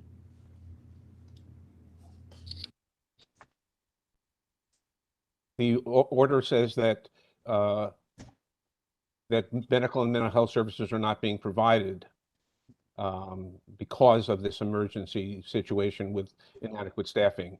Do you agree that emergency and medical health staff, services are not being provided to the degree that the mayor needs to issue an emergency executive order based upon that as a criteria? Again, I don't think we're in a position, nor do we have that information to second guess or determine whether a situation has reached a level where an emergency is declared. We've previously noted to the board numerous times that we continue to work with the department through its challenges since last year. Actually, prior to that, even when COVID first hit and affected staffing on both, certainly on the department side, before their more recent staffing challenges. And we will continue to work with the department to prioritize and get our patients who we need to see brought to us. Is that happening right now? On a continuous basis, yes. At a facility and a central level, we continue to work with the department. All the patients that you request are being brought to you? I mean, I reviewed the West facility data, and most of the patients are not being brought, after you schedule them for specialty care.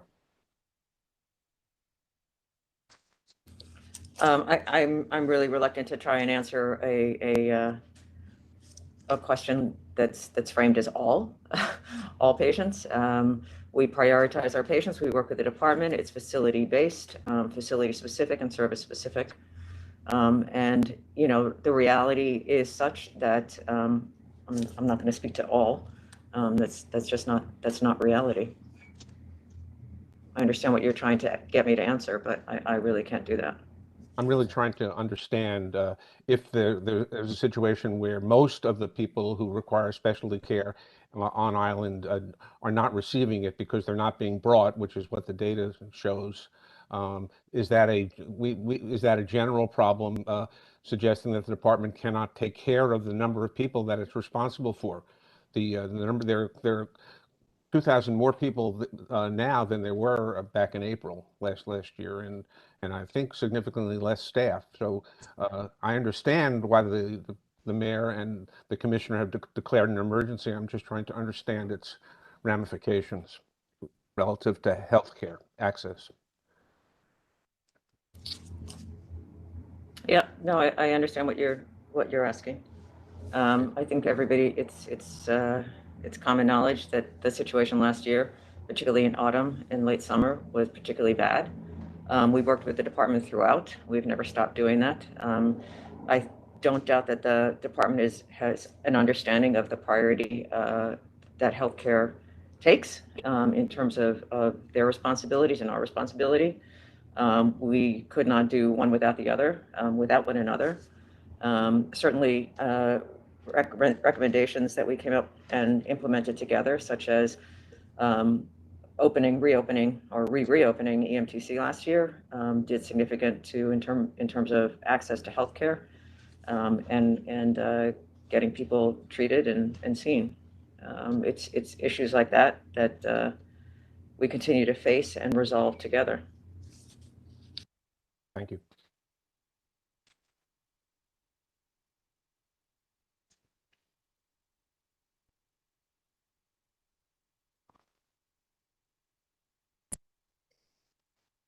Do any other board members have follow-up questions for CHS or DOC about this part of the agenda before we move on to a presentation from CHS about the progress that's been made with the pandemic in the jails?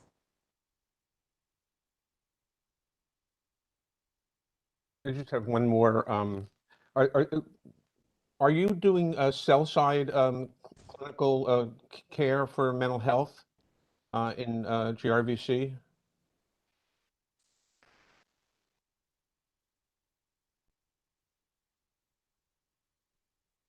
Yes, Bobby. These are patients, like I said earlier, 15A, 15B, who are considered to be high risk. And to minimize the risk, the medical mental providers do go into the unit, in addition to the clinical rounds, by the clinical folks, to talk and evaluate patients outside. And just to be clear, Bobby, this is not a replacement for a mental health encounter in a private clinical setting. But as we've talked about, we're dealing with crisis here, and we have been for years. And so we do what we can on the unit as a means of triage and prioritization. I appreciate that, Dr. McDonald. I was just trying to understand the current situation.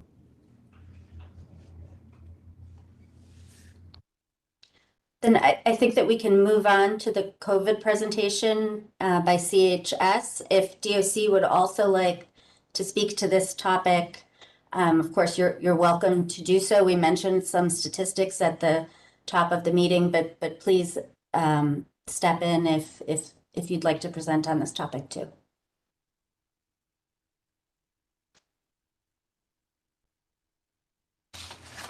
Thanks, Amanda. I think you have our slides if you want to pull up the PowerPoint. And hello, everyone. My name is Jeanette Mayoral. I'm the Director of Communications and Intergovernmental Affairs for Correctional Health Services. So we can move to the first slide, please. So here we're showing the 7-day test positivity from the start of the pandemic to the current week. Which I will note our 7-day positivity rate is now 0.23%. But you can see here from March 13th up until this week, showing, of course, the initial spike, the Omnicron surge, and then the decrease. Next slide, please. And this is a closer look at the Omicron surge. This graph shows November 1st until March 6th, showing again the most recent peak at the first of this year. We were at 36%, and again we're below 1% today. Next slide.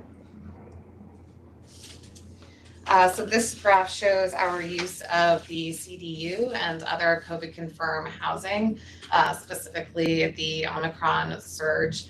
We're at the highest on the first of this year. We had 53 patients with active infection in the CDU and more than 300 patients with active infection in other COVID-confirmed housing. Next slide. So this graph shows our use of asymptomatic exposed or AE phase 1 non-new admission units. So this shows the peak of 47% on the 15th of this year, and currently less than 1% of patients are in AE phase 1 status. Next slide.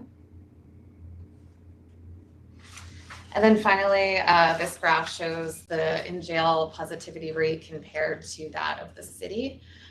So the health department data shows a 7-day positivity rate as of today at 1.33%, where, as mentioned, we are currently below that at 0.23%. So I just want to, thank you, Jeanette. Patsy Yang, and I just wanted to reiterate, as Commissioner Molina said, while we may be in a lull, we remain very cautious and aware of the particular challenges of a congregate setting, much less a carceral congregate setting. And that, back in March of 2020, we were sort of the epicenter of what was the epicenter in the United States. And without the unprecedented and continuing partnership of the department, that's the commissioner and the chief of department Dukes, that our ability to try and manage what has been a very challenging time and a very wily virus could not have been possible, and that our main armaments, including screening and testing and cohorting and vaccination, remain the foundation of our armament.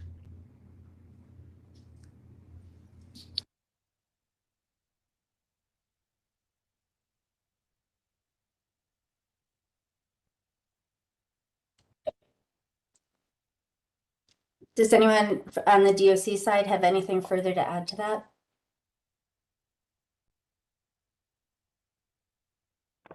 Nothing further.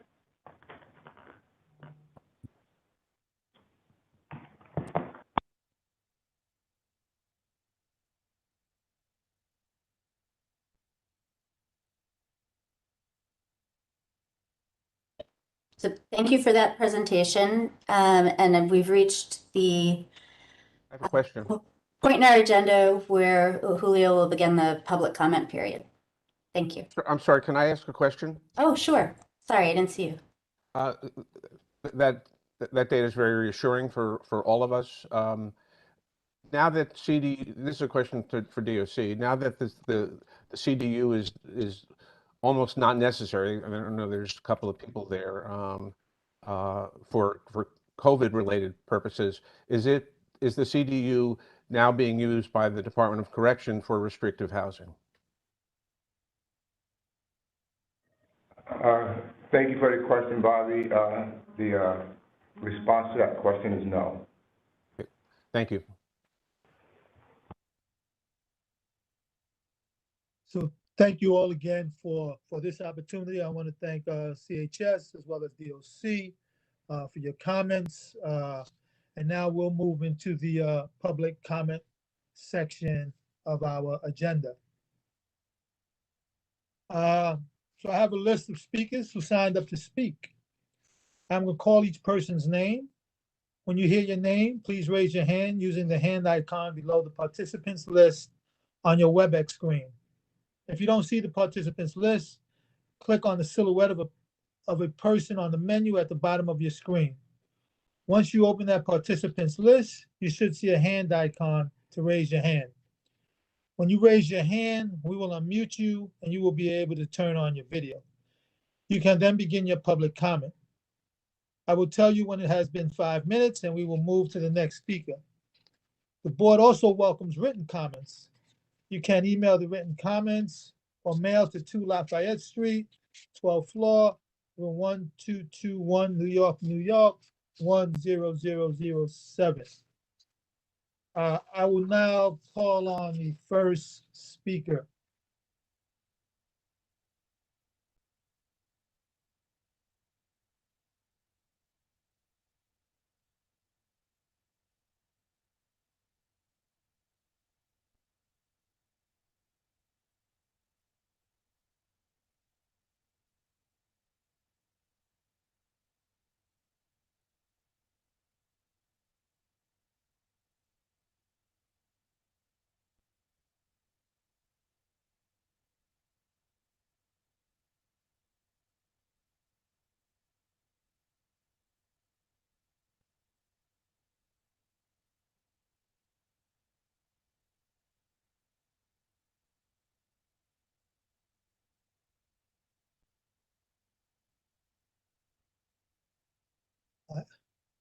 I have the list.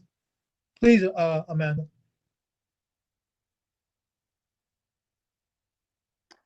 Amanda, you're on mute. I'm muted. I'm so sorry. I'm looking at the list which we just got, and it looks like the first person is Danielle Gerard.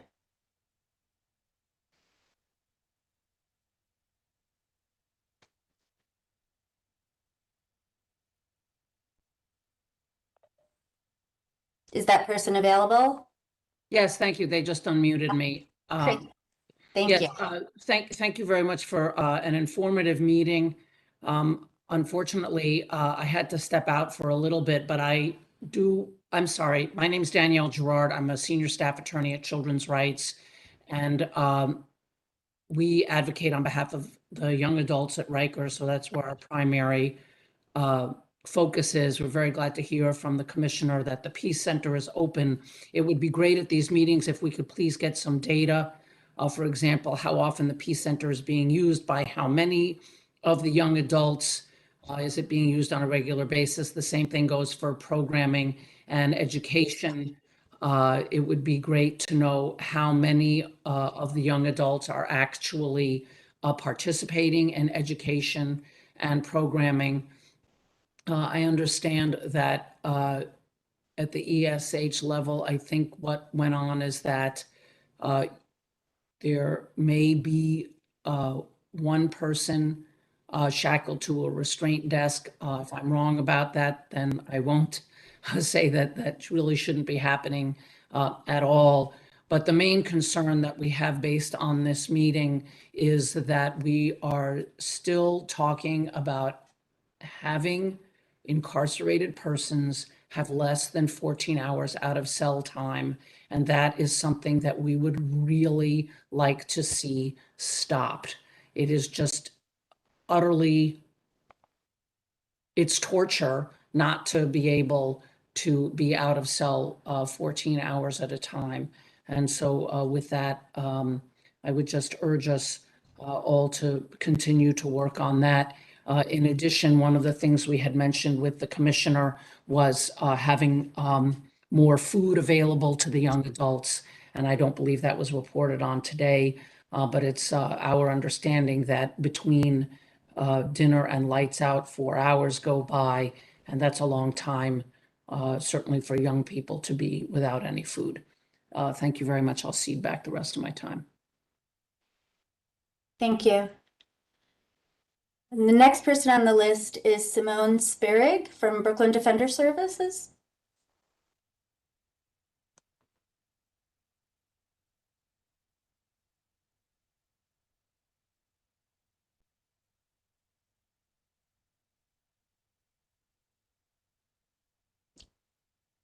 Can we tell whether this person is on the call, or should we move to the next? I don't see Simone on the call. Maybe we Let's move to the next. Okay, we can come back to her. The next speaker who has signed up is Brianna Franklin.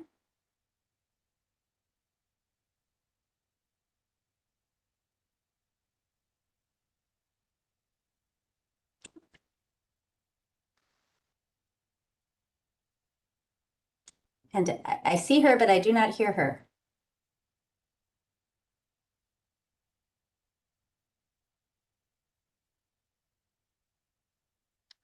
Brianna, you should be able to unmute and put your camera on if you'd like.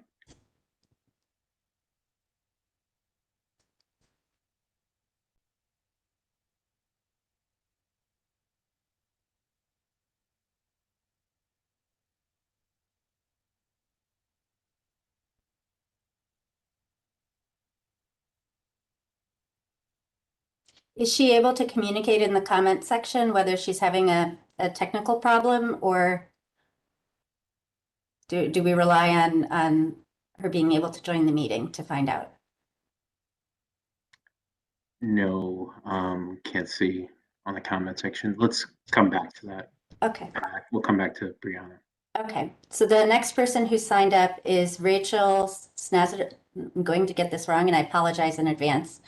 Snaz German from New York County Defender Service. Okay.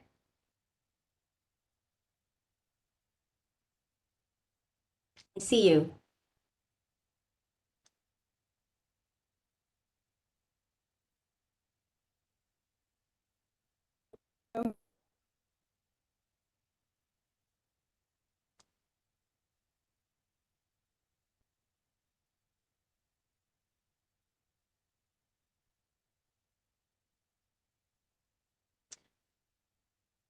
Adel, are we able to tell what the problem is?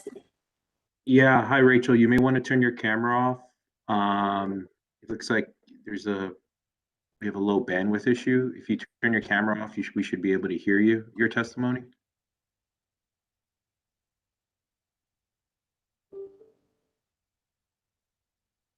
There's an orange triangle appearing in the left-hand side of her screen. Oh, that just disappeared. Don't know if that. Hello? We can hear you. Oh, great. Okay. Good morning. My name is Rachel Schneiderman, and I'm a corrections specialist at New York County Defender Services. As a corrections specialist, I'm responsible for communicating with and advocating for incarcerated clients, particularly as it pertains to their health or living conditions in the jails. So last month, my colleague Christopher Boyle testified before this board and shared that our client, Mr. Bowens, had been retaliated against by DOC staff after reporting to the public the hunger strike he had organized within his facility. He also shared that other people involved in the hunger strike were attacked and had clothing items stolen after they spoke with the public advocate, Jamani Williams, about the human rights abuses they face every day on the island. I'm saddened to stand before you and share that this pattern of retaliatory abuse has persisted. Back in August of 2021, a 67-year-old client of ours was repeatedly and brutally assaulted by another person in his housing unit, as guards stood by and watched. Recently, this client anonymously shared this story with the press in order to shed light on the physical abuse he had been subject to during his incarceration. Days after the article was published, our client was approached by DOC staff who repeatedly called him a snitch and threatened him for speaking out. As these comments were intentionally made in front of other people housed in his unit, our client was once again attacked as guards watched, refusing to intervene. The retaliation did not end there. Shortly after the assault, our client was abruptly fired from his job at Rikers, a job that functions as our client's only source of income and allows him access to commissary food, which, as we know, is the only food served in the jails that is actually edible. We knew this was a continuation of DOC's pattern of retaliation, and we were eager to find out the circumstances around his firing. However, each time we called his facility, we were met with hostility from DOC staff as soon as we mentioned our client's name. No one would give us information about why he was fired until we had called every day for a week. Finally, we were told the truth explicitly. The officer we spoke to said he had been fired from his job because a story about him was published in the newspaper. Commissioner Molina has spent a lot of time talking to the press about the improvements made to the department since his term began. But what I wonder is if, after he shares his success stories, he then turns around and encourages his staff to silence anyone who has anything to say about Rikers that might contradict his narrative. You cannot allow your staff to retaliate against our clients when they decide to share their side of the story, and you can't condone retaliatory behavior within your workforce. Unless you're able to make a statement condemning the many documented acts of violent retaliation against our clients and others, we'll have no choice but to believe that you are encouraging it. And that goes for the board as well. What are you doing to prevent the continuation of this pattern? Have you investigated the instances of retaliation that we've brought to your attention? Are you doing your part in ensuring that DOC is held responsible for punishing those in its care? Thank you for your time, and please feel free to reach out to me with any questions or to discuss this further. Thank you. I will. And the next person on the list, unless either Simone or Brianna has come back, the next person would be Kayla Simpson from the Legal Aid Society.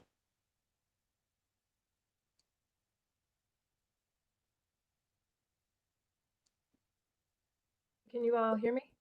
Yes. Oh, wonderful. Thank you. Yay. Yeah, thanks. Small victories. Good morning. I'm Kayla Simpson from the Legal Aid Society's Prisoners' Rights Project. I have to talk about staffing. We're glad to hear that the board is requesting data on DOC staffing. Of course, that data must be probing because of the Byzantine staffing system that exists, and it must be public because the amount that we don't know about that issue and what we have heard today and elsewhere about the department's stonewalling is frankly an outrage. We do not know how many staff members are being paid to stay at home. We don't know how many are out sick on any given day. We don't know how many are on medical restrictions, how long they've been in that status, whether those restrictions are legitimate.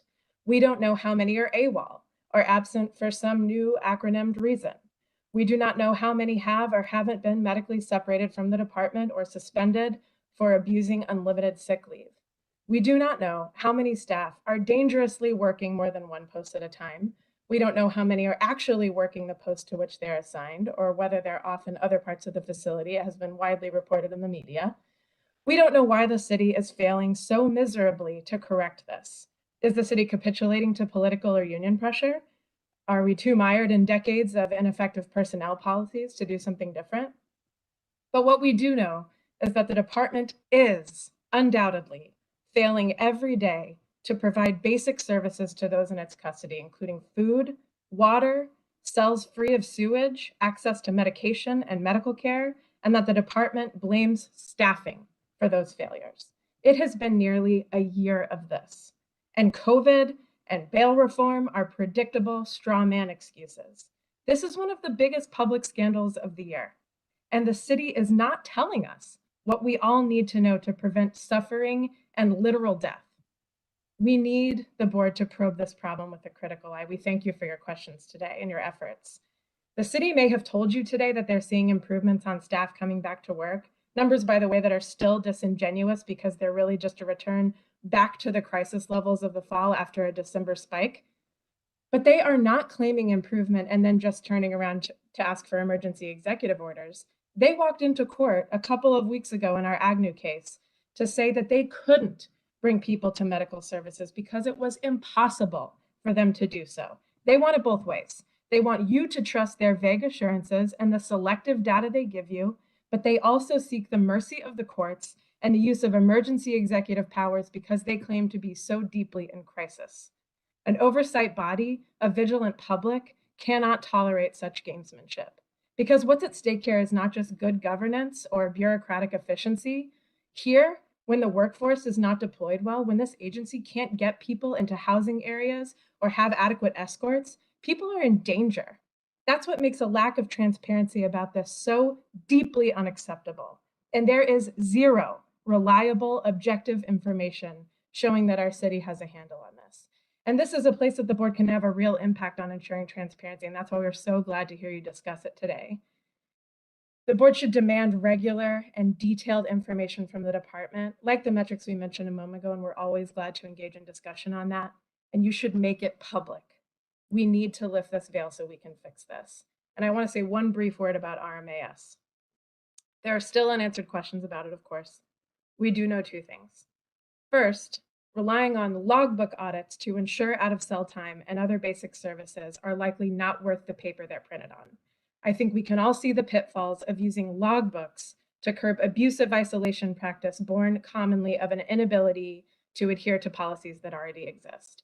And the second is that DOC is going to repurpose GRVC for what is supposed to be a reform effort, the home of punitive segregation, separation status, ESH, the most isolating and abusive places in the city jail, and places where, as Ms. Masters aptly referenced, our clients report fire damage, sewage leaks that go unaddressed, and calls that go unanswered. And the operational requirements that are supposed to make the isolating physical structure of RMAS units more humane, programming, out of cell time, recreation, are all services that DOC struggles to provide right now to people in general population. The department has not proven itself a trustworthy steward of reform efforts. Board members, board staff must be in GRVC every single week to see for themselves what the department is doing or not doing. We thank you for going. And then the board must report those observations to the public, and please issue notices of violation for failures to meet regulations, because those are just not negotiable. Thank you so much. Sorry. It just went a little bit over the 3 minutes, and that's my fault. I need to enforce that more across the board, but thank you. We'll try to do better too. Sorry about that. That's okay. The next person, is Brianna back?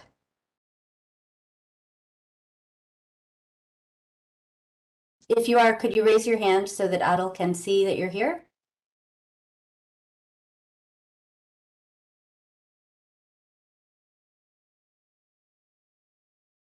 Okay. So we're moving on now. The next person who has registered to speak is Kelly Grace Price from Close Rosie's.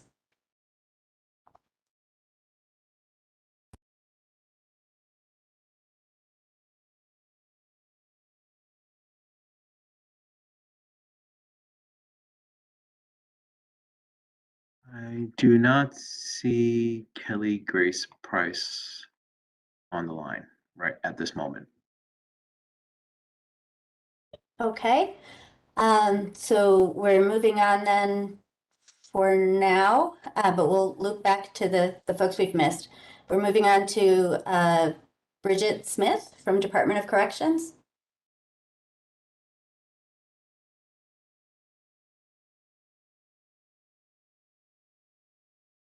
Can we tell if she's on the line?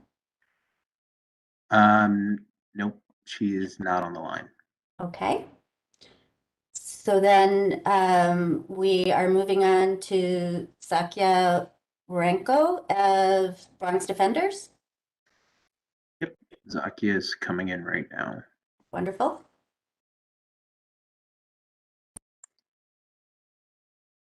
Hello, good morning, everyone. Is my audio working? Can you hear me? Okay, wonderful. My name is Zakia. I'm a social worker at the Bronx Defenders.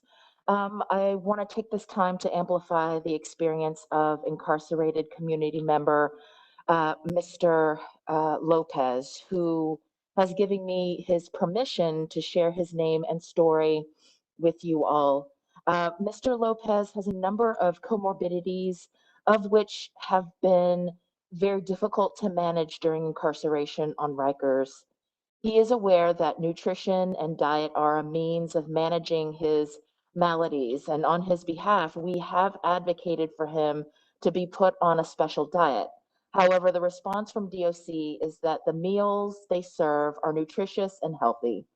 Our client asserts that this is not congruent with what they receive at CHOW, and the response is certainly not in alignment with the options provided through commissary.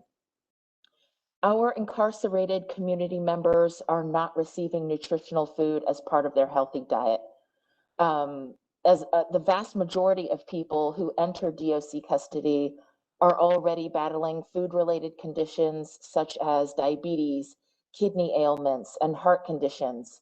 DOC's current food options and policies directly contribute to the exacerbation of these health conditions.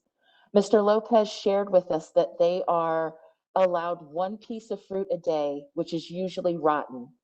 Working against the health of those incarcerated are the high sodium and chemical preservatives packed commissary items, which rather than supplement the deficiencies of the food on Rikers, only exasperate and add to the already bleak and unhealthy food options.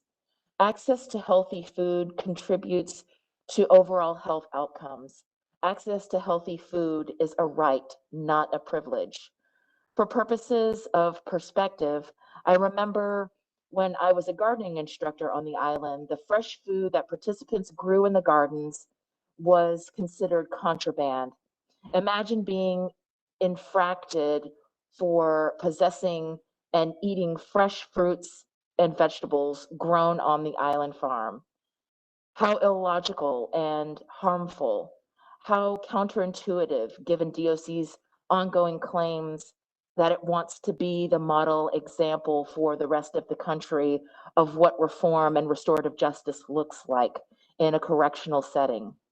Food affects mood, physical and mental health. This is not a novel concept. This is not my opinion. This is science.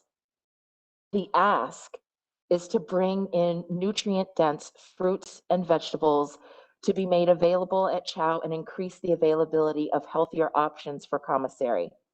In addition to the lack of nutritional foods, Mr. Lopez shared that access to non-emergency medical services has essentially ceased to exist.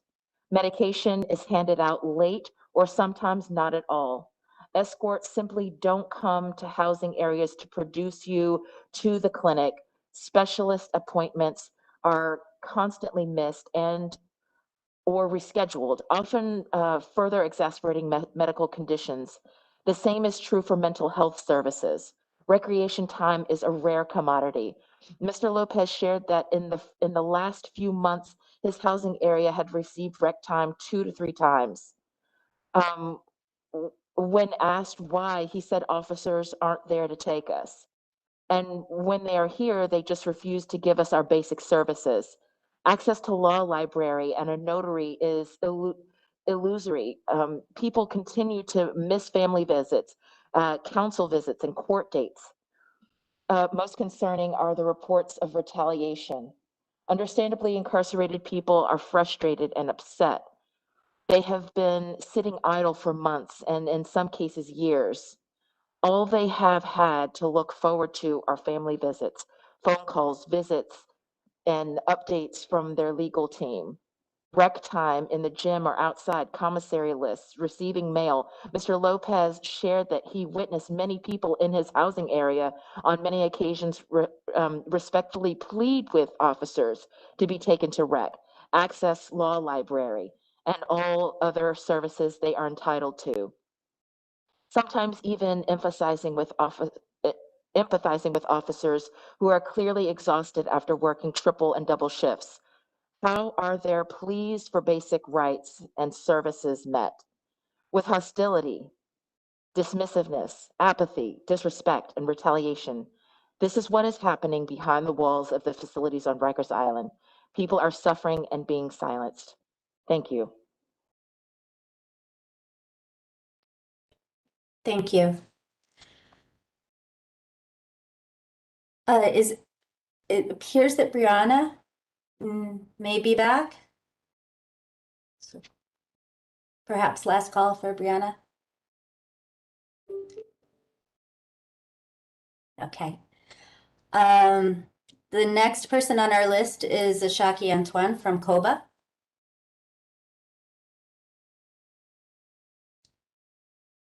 I see her.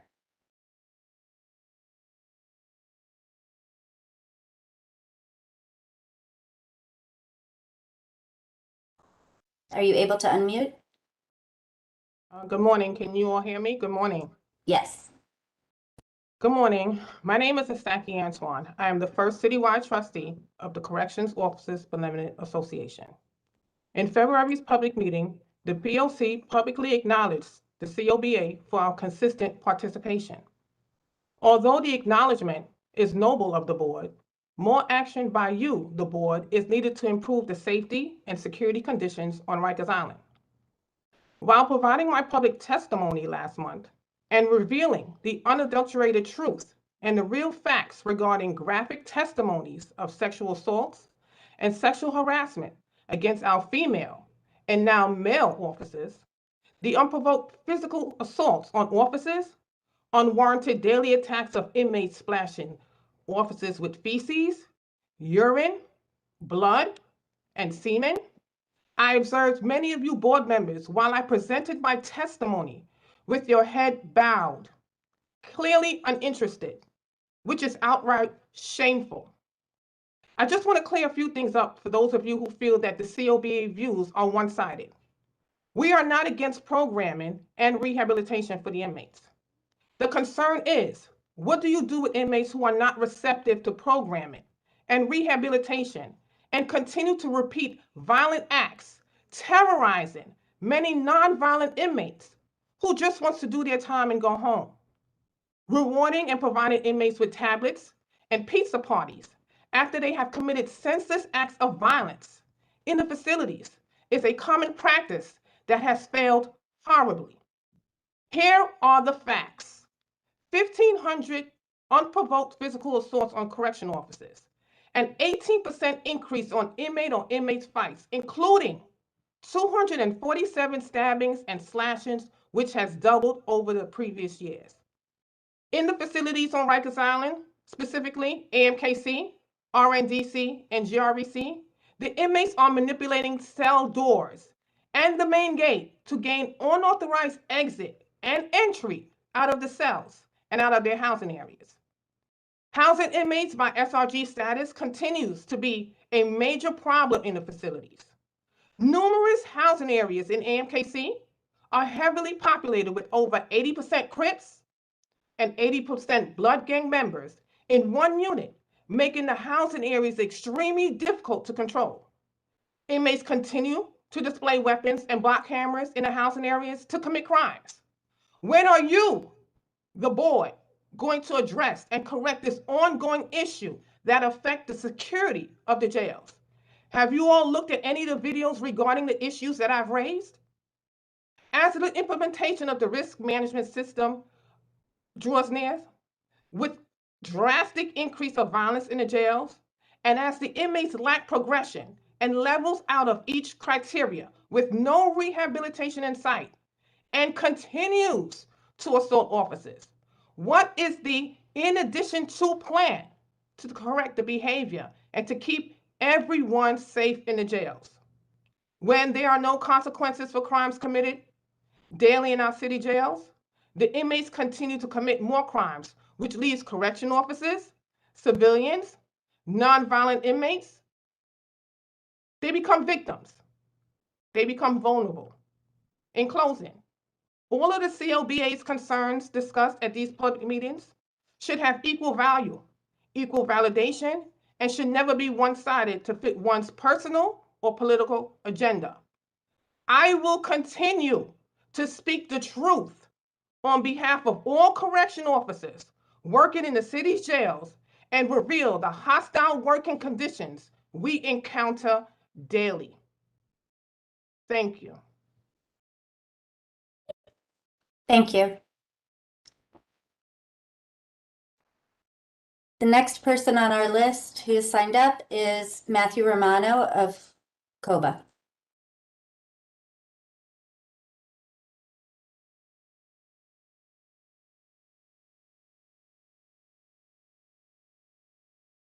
Are they there? Yes. Hello? We can hear you but not see you, which is fine if that's what you'd like, but. Okay.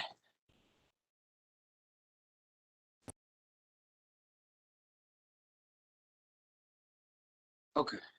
Can you hear and see me?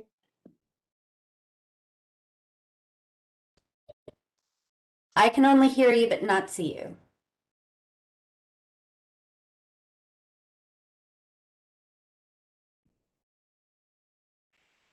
Here we go. Yep, we can see you. See you now. And hear you. Okay, everybody can hear me and see me? Yes. Okay, good morning to the members of the board. My name is Matthew Romano. I'm the Bronx Borough Trustee for the COBA. I want to continue with what my partner was just speaking about. Our position as the COBA is again that we want these inmates to receive their minimum standards. In them having their minimum standards on a regular basis, the correction officer is safe. My question is, what do you do with the inmate that is resistant, again, to programming, resistant to any sort of rule of law, and resistant to any sort of any measure that we have in place to that keeps everybody safe? An inmate that is a violent offender that has no regard to the rule of law in the street or behind bars. You have to remember, with bail reform, with a lot of the measures that are put in place, the type of inmate that we have in our custody is a violent offender. You're not dealing with somebody that jumped a turnstile. You're dealing with a violent offender. Two particular inmates that I have in one of the jails that I supervise are the perfect example of what I'm speaking about. I won't mention them by name, but I have one inmate that has well over 130 incidents in his custody, which span over 10 years. All right, that includes assault on correction officers, assault on inmates, splashing of, again, blood, semen. He lights fires, promoting prison contrabands, arrests behind bars. As a matter of fact, he lit a fire last night, assaulted an officer, attempted to headbutt a captain, all because this is what he does in his daily activities. Where do we put him? You know, he's not safe to an inmate. He's not safe to an officer. My question to you is, what do we do with him? This is not somebody that is willing to be rehabilitated. Another inmate, again, I will not mention their name. He's been in our custody since 2015. He has the ability to be put upstate and start serving his sentence upstate, but he continues to commit crime down here. He has a medical, he calls 311 and has 46 people that he has separation orders against because he wants only females to be working in the housing area that he works. So out of 46 separation orders, 40 of them are male. This individual fondles himself all day long. Why should a female officer or anybody have to deal with that? Again, what do we do with somebody like that? This is what he does on a daily basis, not because he thinks that it's fun. It's because this is who he is. And this is somebody that programming is not going to fix. And it creates a very dangerous environment. Again, what do we do with these individuals? I spoke on this person about a year ago. He committed one of the most heinous acts I've ever seen in my entire career. It was vile, disgusting, in sense he has been rearrested for it. But again, why does anybody have to deal with this? All right. And my thing is that our approach to reform is a two-way street, and we agree with that. But we have to address the violent individuals that we deal with on an everyday basis, and we have to be able to maintain safety and security for the officers and for the inmates alike.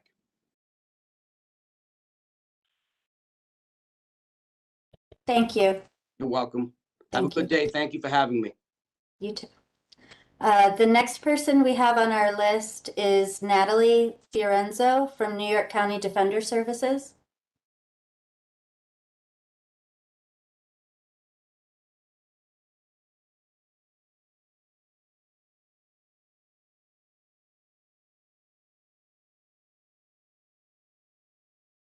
Good morning. Can you all see me okay? Hear me? Hi, good morning, everybody. My name is Natalie Fiorenzo, and I'm a corrections specialist at New York County Defender Services. As a corrections specialist, I communicate with and advocate for our clients when they express concerns relating to their health or living conditions in the jails. Before I speak on what I prepared to say today, I want to speak on the conversation earlier about ESH. Every time our office has a client in ESH, every single time I set up a video conference with them to check in and see how they're doing, given the new carceral setting that they're in. I would like to report that not once, and I am not exaggerating, not once has a client told me that they received programming or counseling. And it's not because they're refusing it, because they're begging me to make it happen. They also report no hours of rec time. Essentially, they're in their cells for 24 hours a day, and they all say it's identical to being in a regular punitive segregation cell. I am urging the board to look into what I'm telling you, because whatever rules and privileges are on paper are not being implemented at all. I am also urging you to take DOC's plans for RMAS with a grain of salt, because chances are all of these seemingly progressive practices that they're promising will also only exist on paper. And if you don't believe me, just consider the fact that the last time we were in this meeting, DOC stated that RMAS would absolutely be implemented by July 1st. This morning, the language was, we're working towards a July 1st deadline, not to mention that it was supposed to be in place last November. I would also like to speak today on a horrifying breakdown in court production that we've noticed. One of the main reasons that judges use to incarcerate our clients is that incarceration will ensure they do not skip out on their court dates. But the irony of this is our clients are not being brought to their court dates by corrections. On January 7th this year, our client was not produced to court, an appearance that would have resulted in him being released immediately. He wasn't released for a whole week, which is a really long time at Rikers Island because of that. Another client of ours, 3 appearances in a row, delaying his release for an entire month. These stories are not uncommon. Since the beginning of this year, at least one of our clients per week has missed a court appearance. Usually it's actually more than one. The Department of Corrections in the courts for these missed appearances every time, but their excuses directly contradict the accounts of our clients and their attorneys. What we often hear is that our clients refuse to go to court. However, by and large, our clients beg for their court dates, for the chance to move their cases forward and hopefully be released from the torture of Rikers Island sooner rather than later. This is a story that everyone here has heard time and time again. It's been going on for months. And we all know at this point that behind the guise of refusal, there is a story of chronic absenteeism, of a guard having to make a choice between bringing someone to court and bringing someone to the hospital. But regardless of the reason, our clients are not brought to court. 2 things are clear. Number 1, due to the current humanitarian crisis, DOC is unable to ensure our clients' right to counsel and speedy trial. And number 2, they lie about it to advocates like us every single day. In light of this, we're calling on the board to require DOC staff to provide documentation and video footage of all alleged refusals, as well as keep track of all missed video conferences and court dates in which the underlying cause for lack of production is a lack of DOC personnel. DOC is responsible for ensuring that our clients are able to make their court appearances, and the board is responsible for holding them accountable to that. Thank you for your time today. Thank you. The next person who has signed up is Sarita Daftry. Are they available?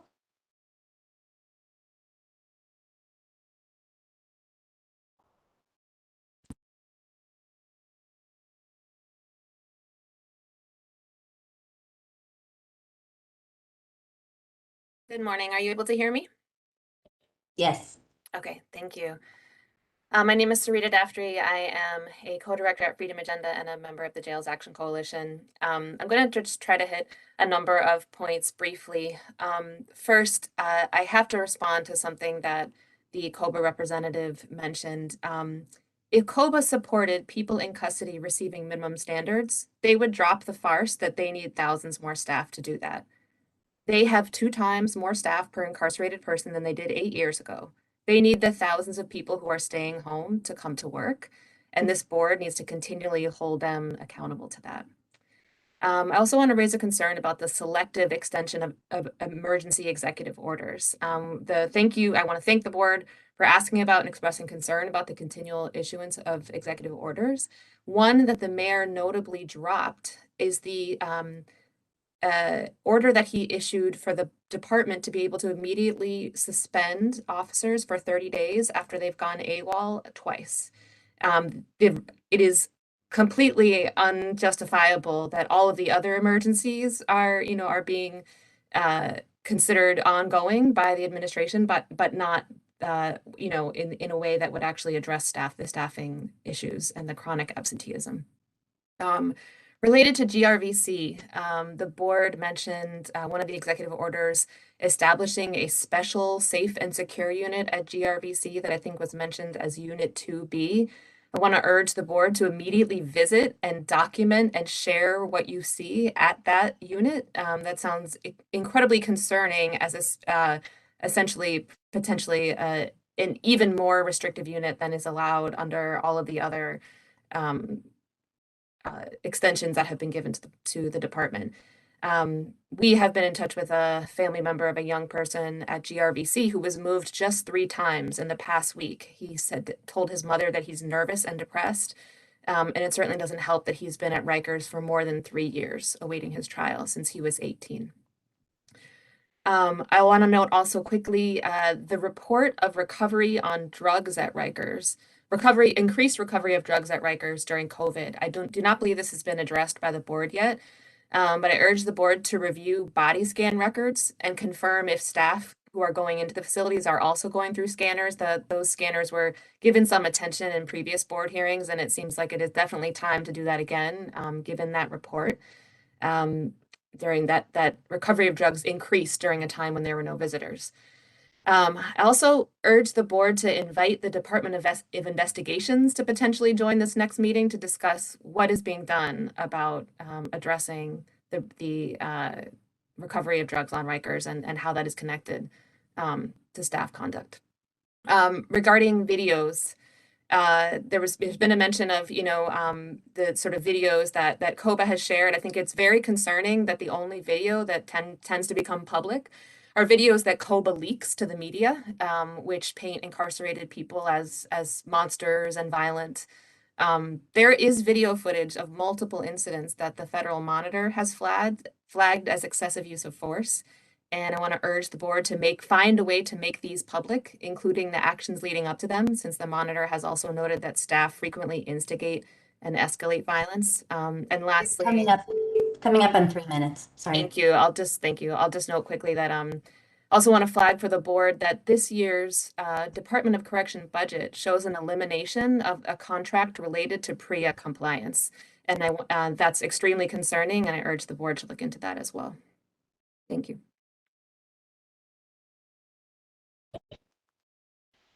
Thank you. At this point in time, is Kelly Grace Price from Close Rosie's available?